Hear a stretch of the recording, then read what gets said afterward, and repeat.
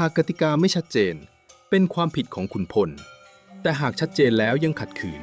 เป็นความผิดของทหารแม้จะเป็นหญิงงามที่ราชาโปรดปราน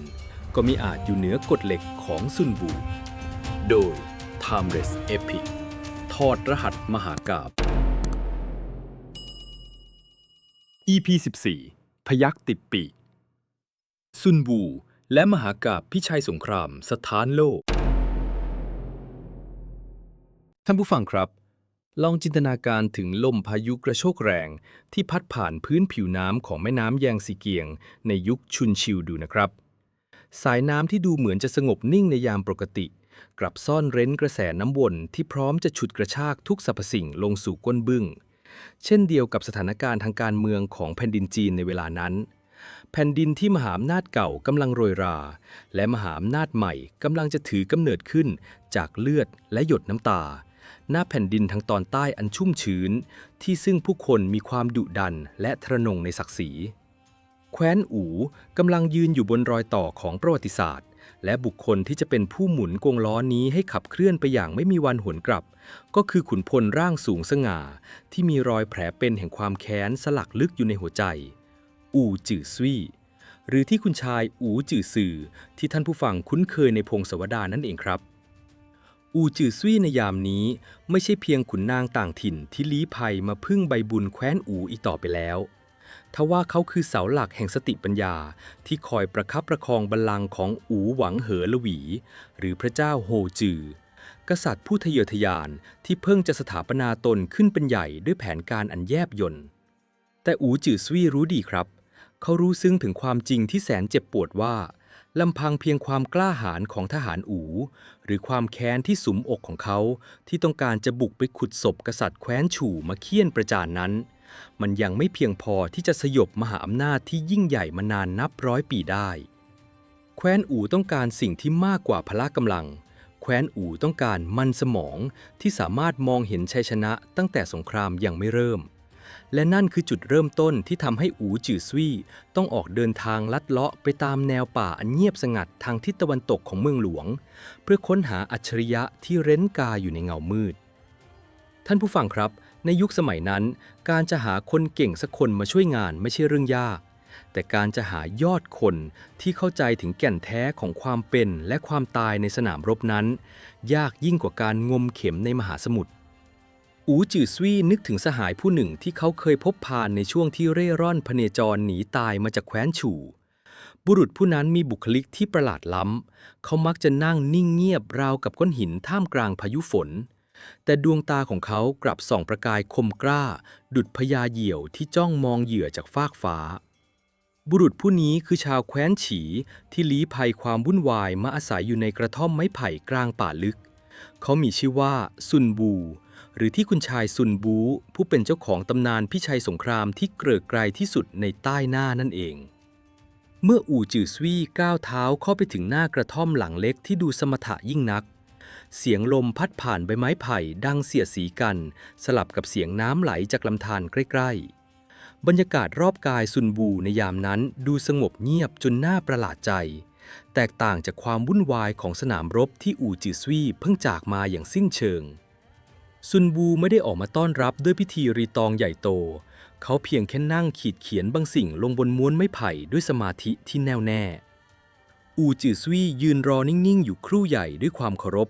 จนกระทั่งซุนบูวางผู้กันลงแล้วเงยหน้าขึ้นมองสหายรักท่านอู่จื่อซุ่ยลมแรงจากในวังหลวงพัดพาคุณชายให้มาถึงป่าลึกแห่งนี้เชียวหรือซุนบูเอ่ยถามด้วยน้ำเสียงที่ราบเรียบแต่แฝงไปด้วยพลังอำนาจที่ซ่อนเร้นอู่จื่อซุ่ยถอนหายใจยาวก่อนจะคุกเข่าลงเบื้องหน้าสหายซุนบูเอ๋ยแผ่นดินอู่ในยามนี้เปรียบดั่งพยัคฆ์ที่มีเขี้ยวเล็บคมกริบแต่กลับไร้ดวงตากษัตริย์เหอหลุวีมีความทะเยอทะยานที่ล้นปรี่แต่กลับขาดแม่ทัพที่รู้วิธีการคุมทัพอย่างเป็นระบบความแค้นของข้าที่แคว้นฉู่ยังไม่ได้รับการชำระและข้าเกรงว่าหากเราบุ่มบ่ามยกทัพไปตอนนี้เราจะไม่ต่างอะไรกับแมลงเม่าที่บินเข้ากองไฟข้ามาที่นี่เพื่อขอร้องท่านโปรดออกไปช่วยข้ากอบกู้สถานการณ์เถิดซุนวูยิ้มน้อย เป็นรอยยิ้มที่ดูเหมือนจะล่วงรู้ทุกสรรพสิ่งท่านก็รู้ว่าข้าชอบความสงบที่นี่เพียงใดการรบราฆ่าฟันเป็นเรื่องของหายนะหากไม่จำเป็นถึงที่สุดผู้มีปัญญาไม่ควรใช้กำลังทหารแต่ในยามที่ใต้ล่าวุ่นวายเช่นนี้ความสงบที่ท่านปรารถนาก็เป็นเพียงภาพลวงตาอูจือสวี่เถียงกลับอย่างหนักแน่นหากแคว้นฉู่หรือแคว้นเย่แข็งแกร่งขึ้นมาวันหนึ่งกระท่อมหลังนี้ก็จะถูกเผาทำลายการที่ท่านออกมาช่วยแคว้นอู่ให้มั่นคงคือการสร้างความสงบที่แท้จริงให้แก่ราษฎรณสหายบทสนทนาในวันนั้นเต็มไปด้วยการชิงไหวชิงพริบทางความคิดครับอูจือซุยรู้ดีว่าซุนบูไม่ใช่คนที่จะใช้ลาภยศเงินทองมาล่อลวงได้เขาจึงต้องใช้อุดมการณ์และความจริงของโลกมาเป็นตัวขับเคลื่อนจนในที่สุดซุนบูก็ยอมมอบม้วนไม้ไผ่13ม้วนที่เขาเพิ่งเขียนเสร็จให้อูจือซุยนำไปถวายกษัตริย์เหอลู่หวีม้วนไม้ไผ่เหล่านั้นคือสิ่งที่โลกจะรู้จักในนามพิชัยสงครามซุนบูบทเรียนว่าด้วยกลยุทธ์ที่ล้ำลึกที่สุดซึ่งไม่ได้เน้นเพียงการฆ่าฟันแต่เน้นการชนะโดยไม่ต้องรบและการบริหารทรัพยากรมนุษย์อย่างถึงแก่นทว่าการจะนำยอดคนอย่างซุนบูเข้าสู่วังหลวงแคว้นอูกลับไม่ใช่เรื่องง่ายอย่างที่คิดครับกษัตริย์เหอลู่หวีนั้นเป็นกษัตริย์ที่เชื่อในพละกำลังและความเด็ดขาดพระองค์ทรงมองว่าสงครามคือเรื่องของการใช้กำลังเข้าหักหารเมื่ออูจือซวี่นำม้วนตำราไปถวายและพรรณนาถึงความเก่งกาจของซุนบูกษัตริย์เหอลู่หวีกลับแสดงท่าทีที่เครือบแคลงสงสัยอูจือซวี่เอ๋ยท่านแนะนำบุรุษผู้นี้ให้ข้าฟังมาถึง7 ครั้ง 7 คราแล้วนะเหอลู่หวีตรัสพลางพลิกม้วนไม้ไผ่ดูอย่างผ่านๆคนป่าคนเขานี่น่ะหรือจะเก่งกาจกว่าแม่ทัพที่อาบเลือดในสงครามของข้าตำราพวกนี้ก็มีแต่ตัวอักษรใครๆก็เขียนได้แต่จะทำได้จริงหรือเปล่านั่นมันอีกเรื่องหนึ่งอูจือซวี่ไม่ยอมแพ้ครับเขาคุกเข่าลงหน้าบัลลังก์แล้วกราบทูลด้วยน้ำเสียงสั่นเครือแต่เต็มไปด้วยความมั่นใจขอเดชะต้าหวางตำราเล่มนี้ไม่ใช่แค่หนังสือแต่มันคือลมหายใจของสมรภูมิซุนบูไม่ได้เขียนมันขึ้นมาจากจินตนาการแต่เขากลั่นกรองมันมาจากสัจธรรมของธรรมชาติหากต้าหวางต้องการจะสยบแคว้นฉู่และก้าวขึ้นเป็นเจ้าธิราชท่านจะขาดบุรุษผู้นี้ไม่ได้เด็ดขาดข้าขอเอาศีรษะเป็นประกันหากซุนบูไม่ได้เก่งกาจอย่างที่ข้าทูลขอให้ต้าหวางประหารข้าเสียเถิดความเด็ดเดี่ยวของอูจือซวี่ทำให้เหอลู่หวีต้องเริ่มคิดใหม่ครับกษัตริย์ผู้นี้รู้ดีว่าอูจือซวี่ไม่ใช่คนที่จะมาพูดโกหกพกลมเพื่อเรื่องไร้สาระการที่ยอดขุนพลระดับอูจือซวี่ยอมเอาชีวิตเข้าแลกเพื่อรับรองคนคนเดียวแปลว่าคนคนนั้นต้องมีของดีจริงๆพระองค์จึงตัดสินใจเรียกตัวซุนบูเข้าเฝ้าเพื่อทำการทดสอบและการทดสอบครั้งนี้เองครับที่จะกลายเป็นฉากประวัติศาสตร์ที่ทำให้วังหลวงแคว้นอูต้องสั่นสะเทือนด้วยกลิ่นข่าวเลือดและความเด็ดขาดของกฎเหล็กเมื่อซุนบูก้าวเข้าสู่ท้องพระโรงเป็นครั้งแรกท่ามกลางสายตาที่ดูหมิ่นของเหล่านายทหารและขุนนางเก่าแก่เขาไม่ได้แสดงความประหม่าแม้แต่น้อยเขายืนตัวตรงในตาสงบนิ่งประจันหน้ากับกษัตริย์เหอลู่หวี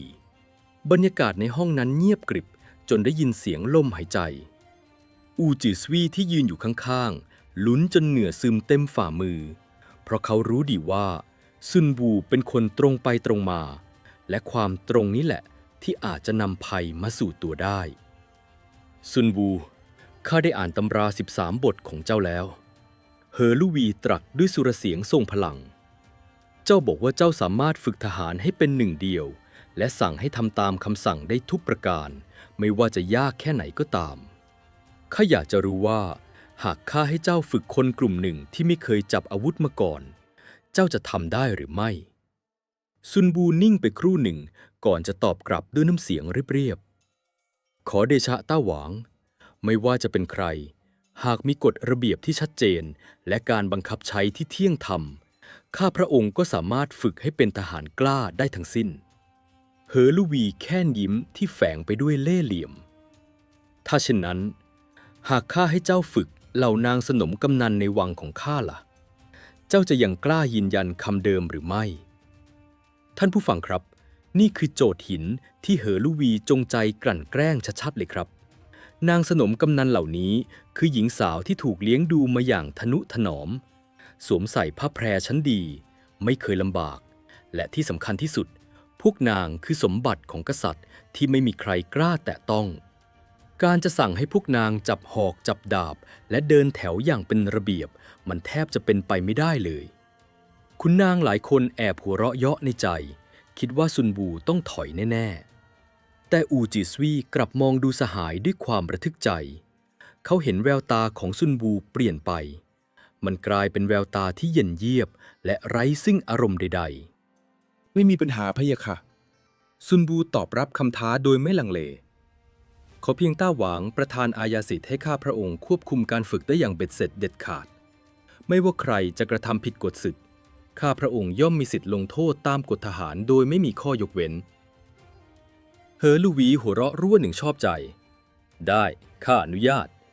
ข้าจะรอดูว่าเจ้าจะทำอย่างไรกับเหล่านางนกต่อของข้านั่นคือจุดสิ้นสุดของการเจรจาและเป็นจุดเริ่มต้นของโศกนาฏกรรมสีเลือดที่จะเปลี่ยนทัศนคติของกษัตริย์เหอลูวีไปตลอดกาลซุนวูเดินออกจากท้องพระโรงพร้อมกับความรับผิดชอบที่ยิ่งใหญ่และอันตรายที่สุดในชีวิตเขาไม่ได้มองไปที่ทองคำหรือลาภยศที่เหอลูวีสัญญาจะมอบให้แต่มองไปที่อนาคตของแคว้นอู่ที่กำลังจะถูกสร้างขึ้นใหม่บนพื้นฐานของวินัยและความเด็ดขาดอูจือสวีเดินตามออกมาและกระซิบถามสหายด้วยความเป็นห่วงซุนวูท่านรู้ใช่ไหมว่าพระสนมเอกสองนางที่เป็นหัวหน้านางกำนันคือหญิงงามที่ต้าหวางโปรดปรานที่สุดหากท่านทำอะไรที่รุนแรงเกินไปข้าเกรงว่าแม้แต่ข้าก็ช่วยท่านไม่ได้นะซุนวูหยุดเดินและหันมามองหน้าเพื่อนตายอูจือสวีเอ๋ยสงครามไม่ใช่เรื่องของการประนีประนอมหากเราไม่สามารถฝึกคนในบ้านให้เคารพกฎได้แล้วเราจะไปคุมทหารนับหมื่นในสนามรบได้อย่างไรท่านจงเตรียมตัวดูเถิดพรุ่งนี้ที่ลานฝึกทหารแคว้นอูจะได้รับการกำเนิดใหม่หรือไม่ก็จะเป็นจุดจบของข้าในฐานะกุนซือบรรยากาศยามโผล่เพลของแคว้นอูในวันนั้นดูจะเงียบเหงากว่าปกติลมเย็นๆพัดพาเอากลิ่นอายของสงครามที่กำลังจะมาถึงมาด้วยอูจือสวีมองดูแผ่นหลังของสหายที่เดินหายลับไปในความมืดเขาได้แต่หวังว่าการแนะนำยอดคนในเงามืดครั้งนี้จะไม่กลายเป็นคำแนะนำที่ส่งเพื่อนรักไปสู่ลานประหารเสียเอง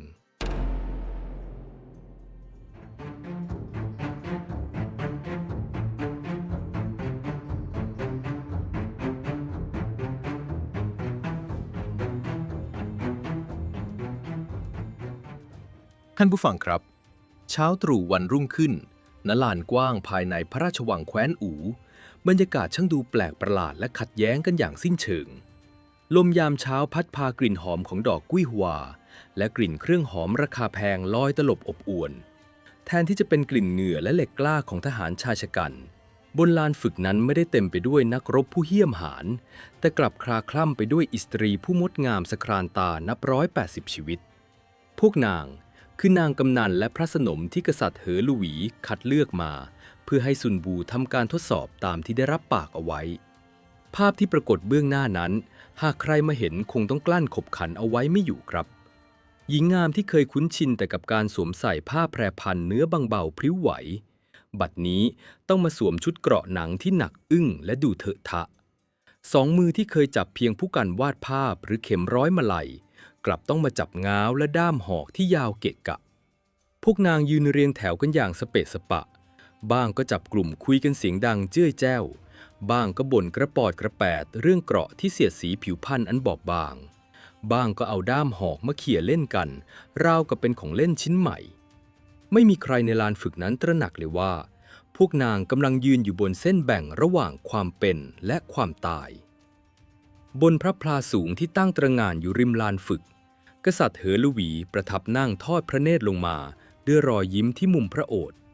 พระองค์ทรงมีพระทัยเบิกบานยิ่งนักในพระทัยคงคิดว่า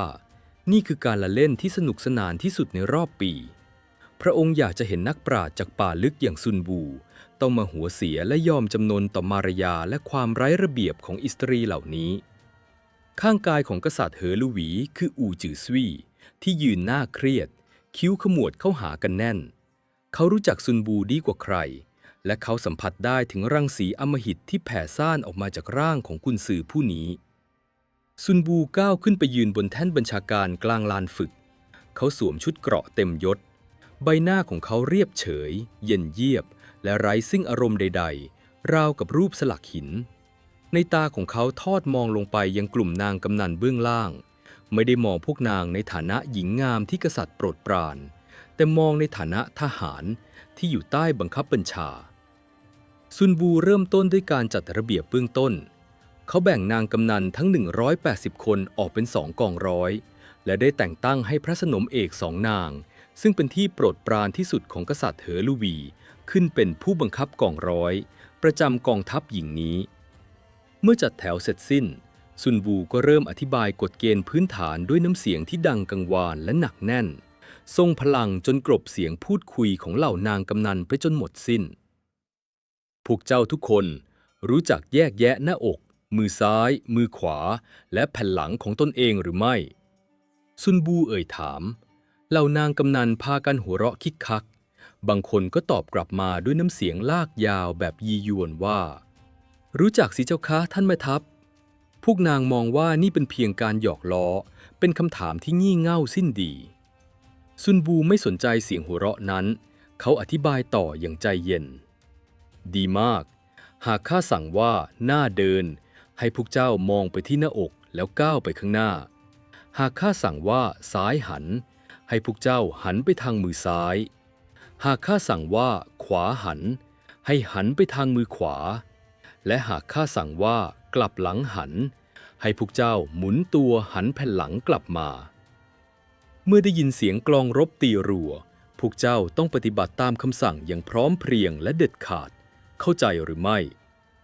เข้าใจแล้วเจ้าข้าเสียงตอบรับดังขึ้นอย่างระรื่นและไร้ซึ่งความเคารพเพื่อความโปร่งใสและยุติธรรมตามหลักพิชัยสงครามซุนวูได้สั่งให้ทหารนำขวานอายสิทธิ์และดาบประหารมาตั้งวางไว้บนแท่นบัญชาการให้ทุกคนเห็นอย่างชัดเจนเป็นการประกาศกฎอัยการศึกอย่างเป็นทางการจากนั้นเขาก็อธิบายกฎซ้ำอีกหลายรอบย้ำแล้วย้ำเล่าเพื่อให้นางกำนันทุกคนจดจำคำสั่งและเสียงสัญญาณกลองได้อย่างขึ้นใจเมื่อแน่ใจว่าทุกคนรับทราบกฎเกณฑ์ดีแล้วซุนวูก็ยกธงสัญญาณขึ้น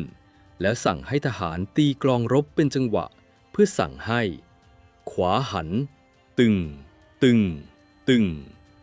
เสียงกลองรบดังกังวานกึกก้องไปทั่วลานแต่ทว่าสิ่งที่เกิดขึ้นบนลานฝึกกลับกลายเป็นความโกลาหลที่น่าขันยิ่งนักอิสตรีทั้ง180 คนไม่มีใครทำตามคำสั่งเลยแม้แต่คนเดียวพวกนางพากันมองหน้ากันแล้วระเบิดเสียงหัวเราะออกมาอย่างสนุกสนาน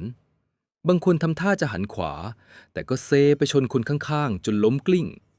บางคนก็แกล้งทำหอกหลุดมือแล้วยืนขำพระสนมเอกทั้ง2 นางที่เป็นผู้บังคับกองร้อยยิ่งหัวเราะดังกว่าใครเพื่อนพวกนางเอามือปิดปากหัวเราะต่อกระซิกราวกับว่าเสียงกลองรบคือเสียงดนตรีในงานรื่นเริงกษัตริย์เธอหลูวีที่ประทับอยู่บนพระพลาก็ส่งพระสวนออกมาอย่างชอบพระทัยพระองค์ทรงหันไปตรัสกับอูจือซวี่ว่าเห็นหรือไม่เล่าอูจือซวี่สหายของเจ้าเจอศึกหนักเสียแล้วอิสตรีเหล่านี้ช่างรับมือยากกว่าทหารฆ่าศึกเสียอีกแต่อูจือซวี่ไม่ได้หัวเราะตามเขามองลงไปที่ซุนบูและเห็นว่าสหายของเขากำลังยืนนิ่งจนน่ากลัวตามกฎของพิชัยสงครามบทที่ 1การประเมินสถานการณ์และวินัยทหารคือหัวใจสำคัญซุนบูไม่ได้แสดงความโกรธเกรี้ยวเขาลดธงสัญญาณลงแล้วกล่าวด้วยน้ำเสียงที่ดังฟังชัดกังวานไปทั่วลานฝึกว่าหากกฎระเบียบไม่ชัดเจนคำสั่งไม่เป็นที่เข้าใจอย่างถ่องแท้ย่อมเป็นความผิดของแม่ทัพนี่คือความรับผิดชอบอันยิ่งใหญ่ของผู้นำครับท่านผู้ฟังซุนวูไม่โทษลูกน้องในความผิดพลาดครั้งแรกเขารับผิดชอบแต่เพียงผู้เดียวจากนั้นซุนวูก็เริ่มอธิบายกฎเกณฑ์ท่าทางและสัญญาณกลองใหม่อีกครั้งอย่างช้าๆชัดๆและละเอียดลอยิ่งกว่าเดิมเขาย้ำเตือนถึงความสำคัญของคำสั่งและอาญาศึกเมื่ออธิบายจนมั่นใจว่าแม้แต่เด็กอมมือก็ยังเข้าใจซุนวูก็ยกธงสัญญาณขึ้นอีกครั้ง ครั้งนี้เขาสั่งให้ทหารตีกลองรัวเพื่อสั่งซ้ายหันตึงตึงตึงเสียงกลองรบดังกระหึ่มขึ้นเป็นครั้งที่สองและผลลัพธ์ก็ยังคงเหมือนเดิมครับเหล่านางกำนันและพระสนมเอกต่างพากันหัวเราะร่วนหนักกว่าเก่าพวกนางคิดว่าแม่ทัพหนุ่มผู้นี้ช่างไร้น้ำยาเสียจริงสั่งไปก็เท่านั้นพวกนางเป็นถึงคนโปรดของกษัตริย์ใครจะกล้ามาทำอะไรพวกนางได้การทดสอบนี้ก็แค่การเล่นสนุกแก้เบื่อเท่านั้นเองพระสนมเอกทั้งสองนางถึงกับทิ้งด้ามหอกลงบนพื้นแล้วยืนหัวเราะจนตัวงอแต่คราวนี้ซุนวูไม่ได้อธิบายซ้ำอีกต่อไปแล้วครับบรรยากาศบนลานฝึกที่เคยเต็มไปด้วยเสียงหัวเราะพลันเย็นเยือกทะลุจุดเยือกแข็งในตาของซุนวูวาวโรดไปด้วยจิตสังหารที่รุนแรงเขาตบโต๊ะบัญชาการดังปังเสียงนั้นดังก้องจนเสียงหัวเราะของนางกำนันค่อยๆเงียบลงด้วยความตกใจซุนวูกวาดสายตามองอิสตรีเบื้องล่างก่อนจะเอ่ยถ้อยคำที่กลายเป็นอมตวาจาในหน้าประวัติศาสตร์ทหารของจีนหากกฎระเบียบไม่ชัดเจนเป็นความผิดของแม่ทัพแต่ในเมื่อกฎระเบียบถูกอธิบายจนกระจ่างแจ้งแล้วทหารยังคงฝ่าฝืนไม่ยอมปฏิบัติตามคำสั่งนั่นย่อมเป็นความผิดของผู้บังคับบัญชาซุนวูชี้นิ้วที่สวมถุงมือหนังไปที่พระสนมเอกทั้งสองนางผู้เป็นผู้บังคับกองร้อยในตาของเขาไร้ซึ่งความปราณีทหารจงจับกุมตัวผู้บังคับกองร้อยทั้งสองนางนำตัวไปประหารชีวิตตามกฎอัยการศึกเดี๋ยวนี้สิ้นคำสั่งของซุนวูเพชฌฆาตหน้าเหี้ยม2 คนก็ก้าวออกมาจากด้านหลังแท่นบัญชาการพวกเขาเป็นทหารองครักษ์ที่ถูกฝึกมาให้รับคำสั่งแม่ทัพอย่างเคร่งครัดเพชฌฆาตทั้งสองพุ่งตรงเข้าไปจับแขนของพระสนมเอกทั้งสองนางลากตัวออกมายืนอยู่เบื้องหน้าแถวความเงียบสงัดเข้าปกคลุมลานฝึกทันทีเหล่านางกำนันที่เมื่อครู่ยังหัวเราะกันอย่างสนุกสนานบัดนี้เบิกตากว้างด้วยความตื่นตระหนกสุดขีดใบหน้าขาวซีดไร้สีเลือดพระสนมเอกทั้งสองนางเริ่มดิ้นรนขัดขืนพวกนางกรีดร้องโวยวายด้วยความโกรธเกรี้ยวและหวาดกลัวปล่อยข้านะเจ้าพวกชั้นต่ำข้าเป็นพระสนมของต้าหวางนะใครกล้าแตะต้องข้าต้าหวางจะประหาร7 ชั่วโคตรปล่อยข้าเสียงกรีดร้องของพระสนมดังก้องไปถึงพระพลาเบื้องบนกษัตริย์เหอหลวีที่กำลังประทับนั่งอย่างผ่อนคลายพลันสะดุ้งสุดตัวพระองค์ผุดลุกขึ้นยืนด้วยความตื่นตระหนกเมื่อเห็นประกายดาบประหารที่ถูกเงื้อขึ้นเหนือศีรษะของหญิงงามที่พระองค์โปรดปรานที่สุดหัวใจของกษัตริย์แทบจะหยุดเต้นพระองค์ไม่คิดเลยว่าซุนวูจะเอาจริงเหอหลวีรีบหันไปสั่งราชองครักษ์คนสนิทให้รีบวิ่งนำราชองค์การด่วนลงไปห้ามการประหารทันทีองครักษ์วิ่งกระหืดกระหอบลงมาถึงลานฝึกชูแผ่นป้ายอาญาสิทธิ์ของกษัตริย์ขึ้นสูงพร้อมกับตะโกนเสียงหลงหยุดก่อนหยุดเดี๋ยวนี้ท่านแม่ทัพซุนวูต้าหวางทรงทราบซึ้งถึงความสามารถในการคุมทัพของท่านแล้วพระองค์ทรงประจักษ์แล้วว่าท่านสามารถฝึกทหารได้จริงแต่ขอท่านโปรดละเว้นชีวิตพระสนมทั้งสองด้วยเถิดต้าหวางทรงตรัสว่าหากขาดพระสนมทั้งสองนางไปพระองค์จะเสวยพระกยาหารไม่อร่อยรสชาติอาหารจะจืดชืดขอท่านแม่ทัพจงเห็นแก่พระพักของต้าหวางยกโทษให้พวกนางด้วยเถิดท่านผู้ฟังครับในยุคสมัยที่กษัตริย์เปรียบเสมือนสมมุติเทพคำสั่งของกษัตริย์คือประกาศสิทธิ์ที่ผู้ใดฝ่าฝืนต้องตายสถานเดียวหากเป็นขุนนางหรือแม่ทัพคนอื่นเมื่อได้ยินราชองค์การเช่นนี้ย่อมต้องรีบคุกเข่ารับสนองและปล่อยตัวพระสนมไปทันทีแต่บุรุษที่ยืนอยู่บนแท่นบัญชาการผู้นี้คือซุนวูชายผู้ยึดมั่นในอุดมการณ์และกฎหมายยิ่งกว่าชีวิตของตนเองซุนวูมองหน้าองครักษ์ของกษัตริย์ด้วยสายตาที่เย็นเยียบเขาสูดลมหายใจเข้าลึกๆก่อนจะประสานมือคารวะไปทางพระพลาที่กษัตริย์เหอหลวีประทับอยู่แล้วเปล่งสุรเสียงที่ดังก้องกังวาน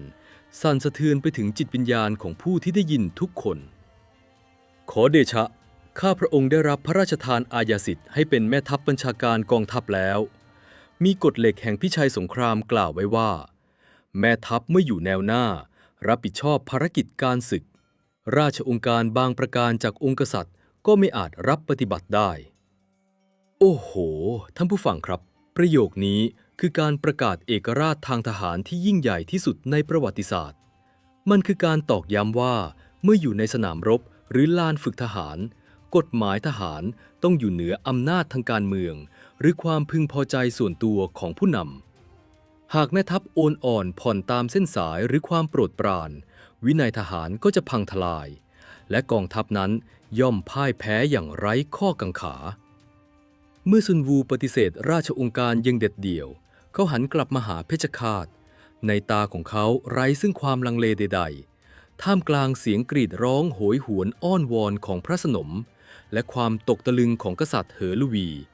ซุนวูตวัดมือลงอย่างเฉียบขาดประหารฉับเสียงคมดาบตัดผ่านกระดูกและเส้นเอ็นดังก้องไปทั่วความเงียบสงัดศีรษะอันงดงามที่ประดับประดาด้วยปิ่นปักผมทองคำของพระสนมเอกทั้งสองนางหลุดกระเด็นออกจากบ่าร่วงหล่นลงมากระแทกพื้นดินฝุ่นตลบโลหิตสีแดงฉานพุ่งกระฉูดออกจากลำคอราวกับน้ำพุย้อมพื้นลานฝึกที่เคยแห้งแล้งให้กลายเป็นแอ่งเลือดสีแดงฉาดร่างที่ไร้วิญญาณสุดหวบลงไปกองกับพื้นลมหายใจแห่งสิทธิพิเศษและความเย่อหยิ่งถูกตัดขาดลงอย่างสมบูรณ์แบบความเงียบที่น่าสะพรึงกลัวยิ่งกว่าเสียงฟ้าร้อง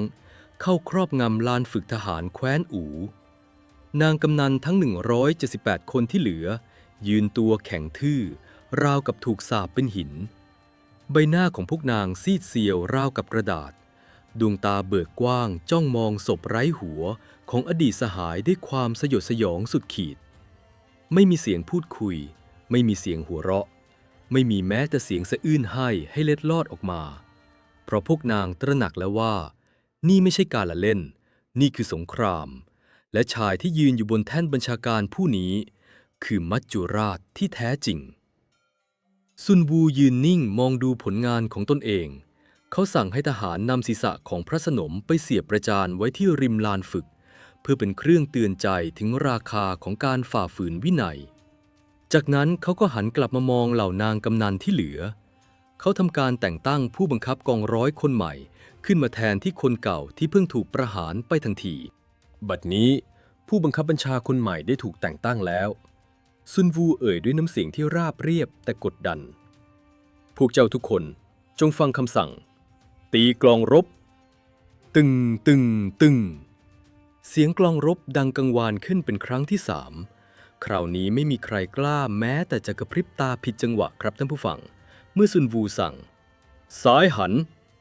นางกำนันทั้ง178คนหันขวับไปทางซ้ายอย่างพร้อมเพรียงและแข่งขันราวกับหุ่นยนต์เมื่อเขาสั่งขวาหันเดินหน้าถอยหลังคุกเข่าหรือลุกขึ้น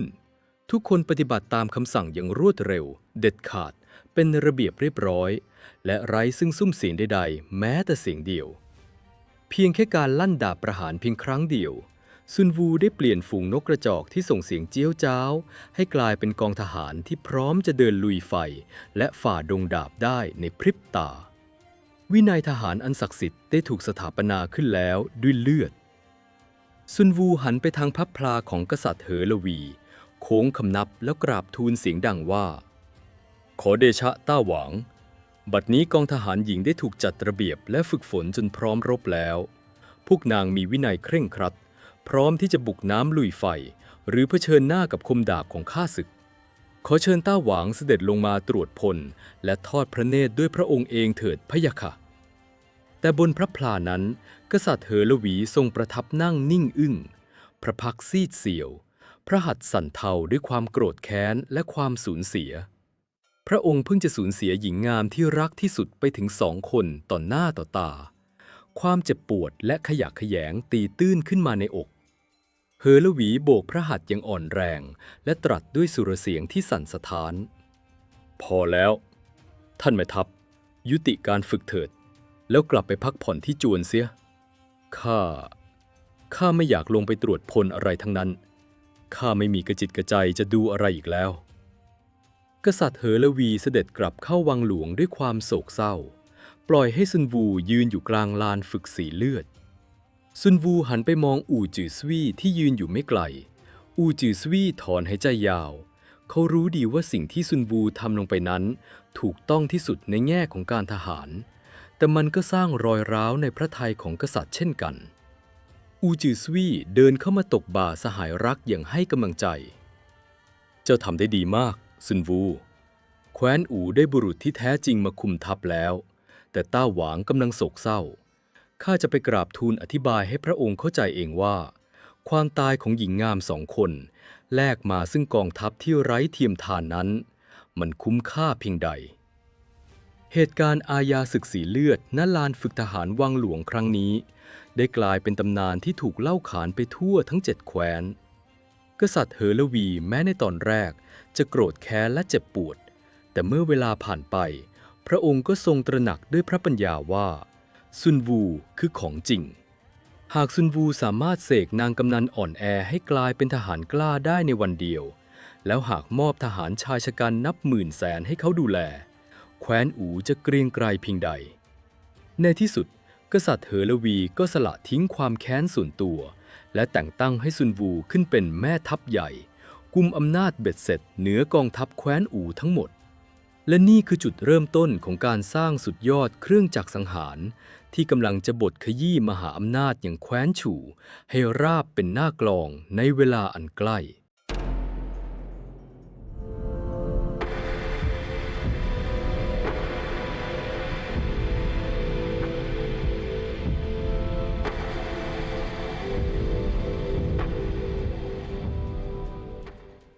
ท่านผู้ฟังครับ กลิ่นคาวเลือดของพระสนมเอกทั้ง2 นางที่ระเหยขึ้นสู่ชั้นบรรยากาศเหนือลานฝึกทหารในวันนั้น ไม่ได้เป็นเพียงแค่การเชือดไก่ให้ลิงดู แต่มันคือหมึกสีเลือดหยดแรก ที่ซุนวูใช้ตวัดผู้กันเขียนหน้าประวัติศาสตร์การทหารบทใหม่ของแผ่นดินจีนครับ หลังจากเหตุการณ์อันสะเทือนขวัญ กษัตริย์เหอละวีแม้จะยังมีความขุ่นเคืองและโศกเศร้าอยู่ลึกๆ แต่ในฐานะผู้นำรัฐพระองค์ทรงมีวิสัยทัศน์มากพอที่จะมองข้ามความสูญเสียส่วนตัว และตระหนักได้ว่า บุรุษที่ยืนอยู่เบื้องหน้าพระองค์ผู้นี้ไม่ใช่แค่นักปราชญ์ที่เก่งแต่ท่องตำรา แต่คือเทพเจ้าแห่งสงครามที่มีลมหายใจ เหอละวีจึงตัดสินใจมอบอาญาสิทธิ์สูงสุด แต่งตั้งให้ซุนวูเป็นแม่ทัพใหญ่ ควบคุมกำลังพลทั้งหมดของแคว้นอูอย่างเบ็ดเสร็จเด็ดขาด โดยมีอู่จือซวี่สหายรักผู้รู้ใจคอยเป็นกุญสือคู่คิดและเป็นสะพานเชื่อมระหว่างซุนวูกับราชสำนัก นับตั้งแต่วินาทีที่ตราพยัคฆ์ถูกส่งมอบเข้าสู่มือของซุนวูม้วนไม้ไผ่ทั้ง13 บทที่เคยนอนนิ่งอยู่ในกระท่อมกลางป่าก็ได้ถูกปลุกให้มีชีวิตขึ้นมาครับตำราพิชัยสงครามซุนวูไม่ได้ถูกนำมาใช้เพียงเพื่อให้ทหารเดินแถวตรงหรือแกว่งดาบพร้อมกันเท่านั้นแต่มันถูกนำมาสวมทับลงไปในทุกอนูของการบริหารรัฐและการทหารของแคว้นอู่เลยทีเดียว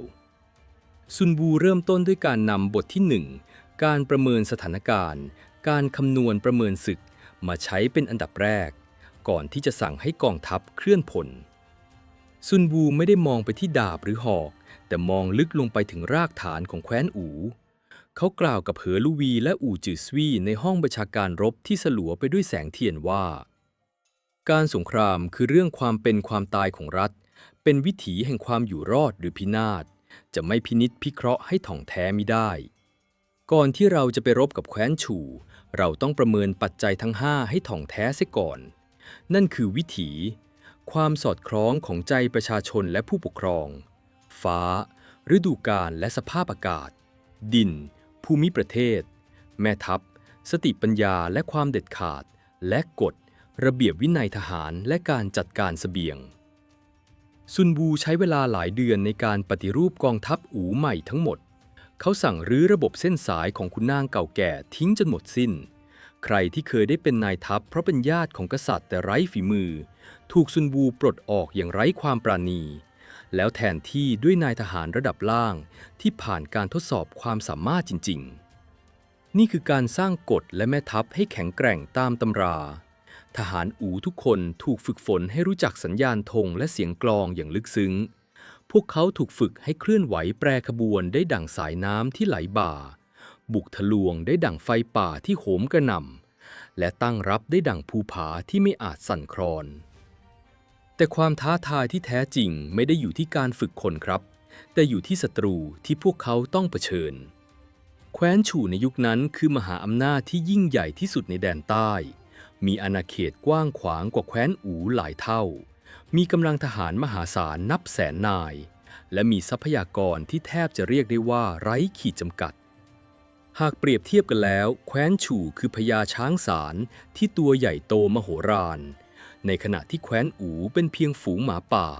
ที่แม้จะดุร้ายแต่ก็มีขนาดเล็กกว่ามากกษัตริย์เหอลุวีผู้กระหายชัยชนะทรงเสนอให้ระดมกำลังทหารทั้งหมดที่มีบุกตะลุยข้ามพรมแดนเข้าตีเมืองอิงเมืองหลวงของแคว้นฉู่ให้รู้แล้วรู้รอดไปเลยในคราวเดียวแต่ซุนวูและอู่จือซวี่กลับประสานเสียงคัดค้านอย่างหนักแน่นไม่ได้พะยาค่ะต้าหวางซุนวูกราบทูลพร้อมกับชี้ลงไปบนแผนที่หนังแกะ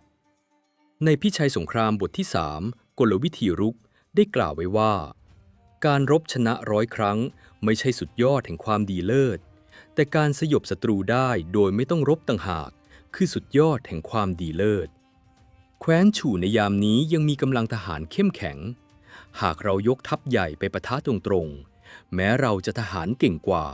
แต่ด้วยจำนวนที่ต่างกันมากเราก็จะสูญเสียอย่างหนักและถึงแม้จะชนะแคว้นอูก็จะบอบช้ำจนไม่อาจตั้งตัวได้ไปอีกหลาย10 ปีแล้วเจ้าจะให้ข้าทำอย่างไรนั่งรอให้พวกมันแก่ตายไปเองอย่างนั้นหรือเหอหลู่หวีตรัสด้วยความหงุดหงิด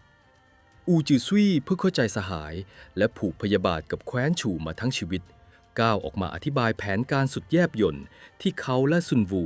ร่วมกันคิดค้นขึ้นตาหวางช้างสารแม้จะตัวใหญ่และมีพละกำลังมหาศาลแต่มันก็เชื่องช้าและต้องการอาหารจำนวนมากเราจะไม่สู้กับมันตรงๆแต่เราจะใช้วิธีก่อกวนให้เหนื่อยล้าพะยะค่ะแผนการที่ซุนวูและอูจือซุยนำเสนอคือหนึ่งในกลยุทธ์สงครามกองโจรและการก่อกวนทางจิตวิทยาที่ล้ำยุคที่สุดในประวัติศาสตร์ครับซุนวูเสนอให้แบ่งกองทัพแคว้นอูออกเป็น3 กองทัพย่อยแทนที่จะบุกเข้าไปพร้อมกันพวกเขาจะสลับกันออกไปโจมตีพรมแดนของแคว้นฉู่แบบผลัดกันรุกผลัดกันรับ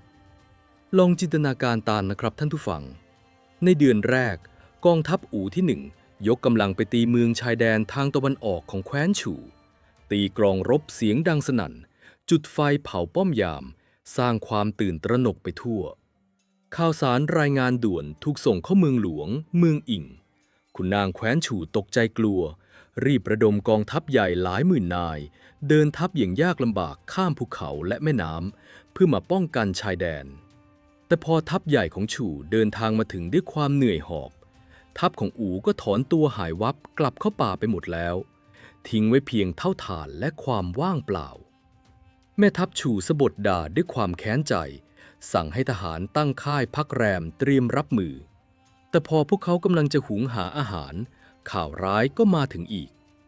กองทัพอู่ที่2ได้บุกเข้าโจมตีพรมแดนทางทิศเหนือของแคว้นฉู่เสียแล้วกองทัพฉู่ที่เพิ่งจะวางดาบต้องจำใจลุกขึ้นสวมเกราะและเดินทัพทางไกลอีกครั้งเพื่อไปช่วยทางเหนือและเมื่อไปถึงเหตุการณ์เดิมก็ซ้ำรอยครับกองทัพอู่หายตัวไปราวกับหมอกควันกลยุทธ์นี้ดำเนินไปอย่างต่อเนื่องซุนวูประยุกต์ใช้บทที่6ความลวงและความจริงความว่างและความมีอย่างสมบูรณ์แบบเขาทำให้กองทัพฉู่ที่ยิ่งใหญ่ต้องวิ่งวุ่นไปมาราวกับสุนัขที่พยายามไล่งับหางตัวเองเมื่อข้าศึกตั้งมั่นจงก่อกวนให้ว้าวุ่นเมื่อข้าศึกพรั่งพร้อมจงทำให้หิวโหยเมื่อข้าศึกพักผ่อนจงทำให้เหนื่อยล้าซุนวูกล่าวย้ำหลักการนี้กับเหล่านายทัพแคว้นอูเสมอตลอดระยะเวลาเกือบ3 ปีเต็มๆแคว้นอูใช้กลยุทธ์ก่อกวนไม่หยุดหย่อนนี้เล่นงานแคว้นฉู่จนแทบเสียจริตครับทหารฉู่หลายแสนนายต้องถูกเกณฑ์มาเดินทัพไปมาจนรองเท้าสึกขาดเสบียงอาหารไม่ได้หลับไม่ได้นอนขวัญกำลังใจตกต่ำถึงขีดสุดชาวนาแคว้นฉู่ไม่สามารถทำไร่ไถนาได้เพราะต้องคอยหลบหนีภัยสงครามเศรษฐกิจของแคว้นฉู่ที่เคยรุ่งเรืองเริ่มฝืดเคืองในขณะที่ทหารแคว้นอูกลับได้ผลัดพักผ่อน มีเวลาฝึกปรือฝีมือและยิ่งรบก็ยิ่งมีความมั่นใจเพราะพวกเขาเป็นฝ่ายคุมเกมมาโดยตลอดความตึงเครียดทางจิตวิทยาไม่ได้เกิดขึ้นแค่กับทหารเลวครับแต่ยังลามไปถึงชนชั้นนำในวังหลวงของแคว้นฉู่ด้วยในเวลานั้นตำแหน่งนายกรัฐมนตรีของแคว้นฉู่ตกเป็นของหนางหว่าคุณนางกังฉินที่โลภมากและเห็นแก่ตัวหนางหว่าถูกกษัตริย์ฉู่ด่าทอทุกวัน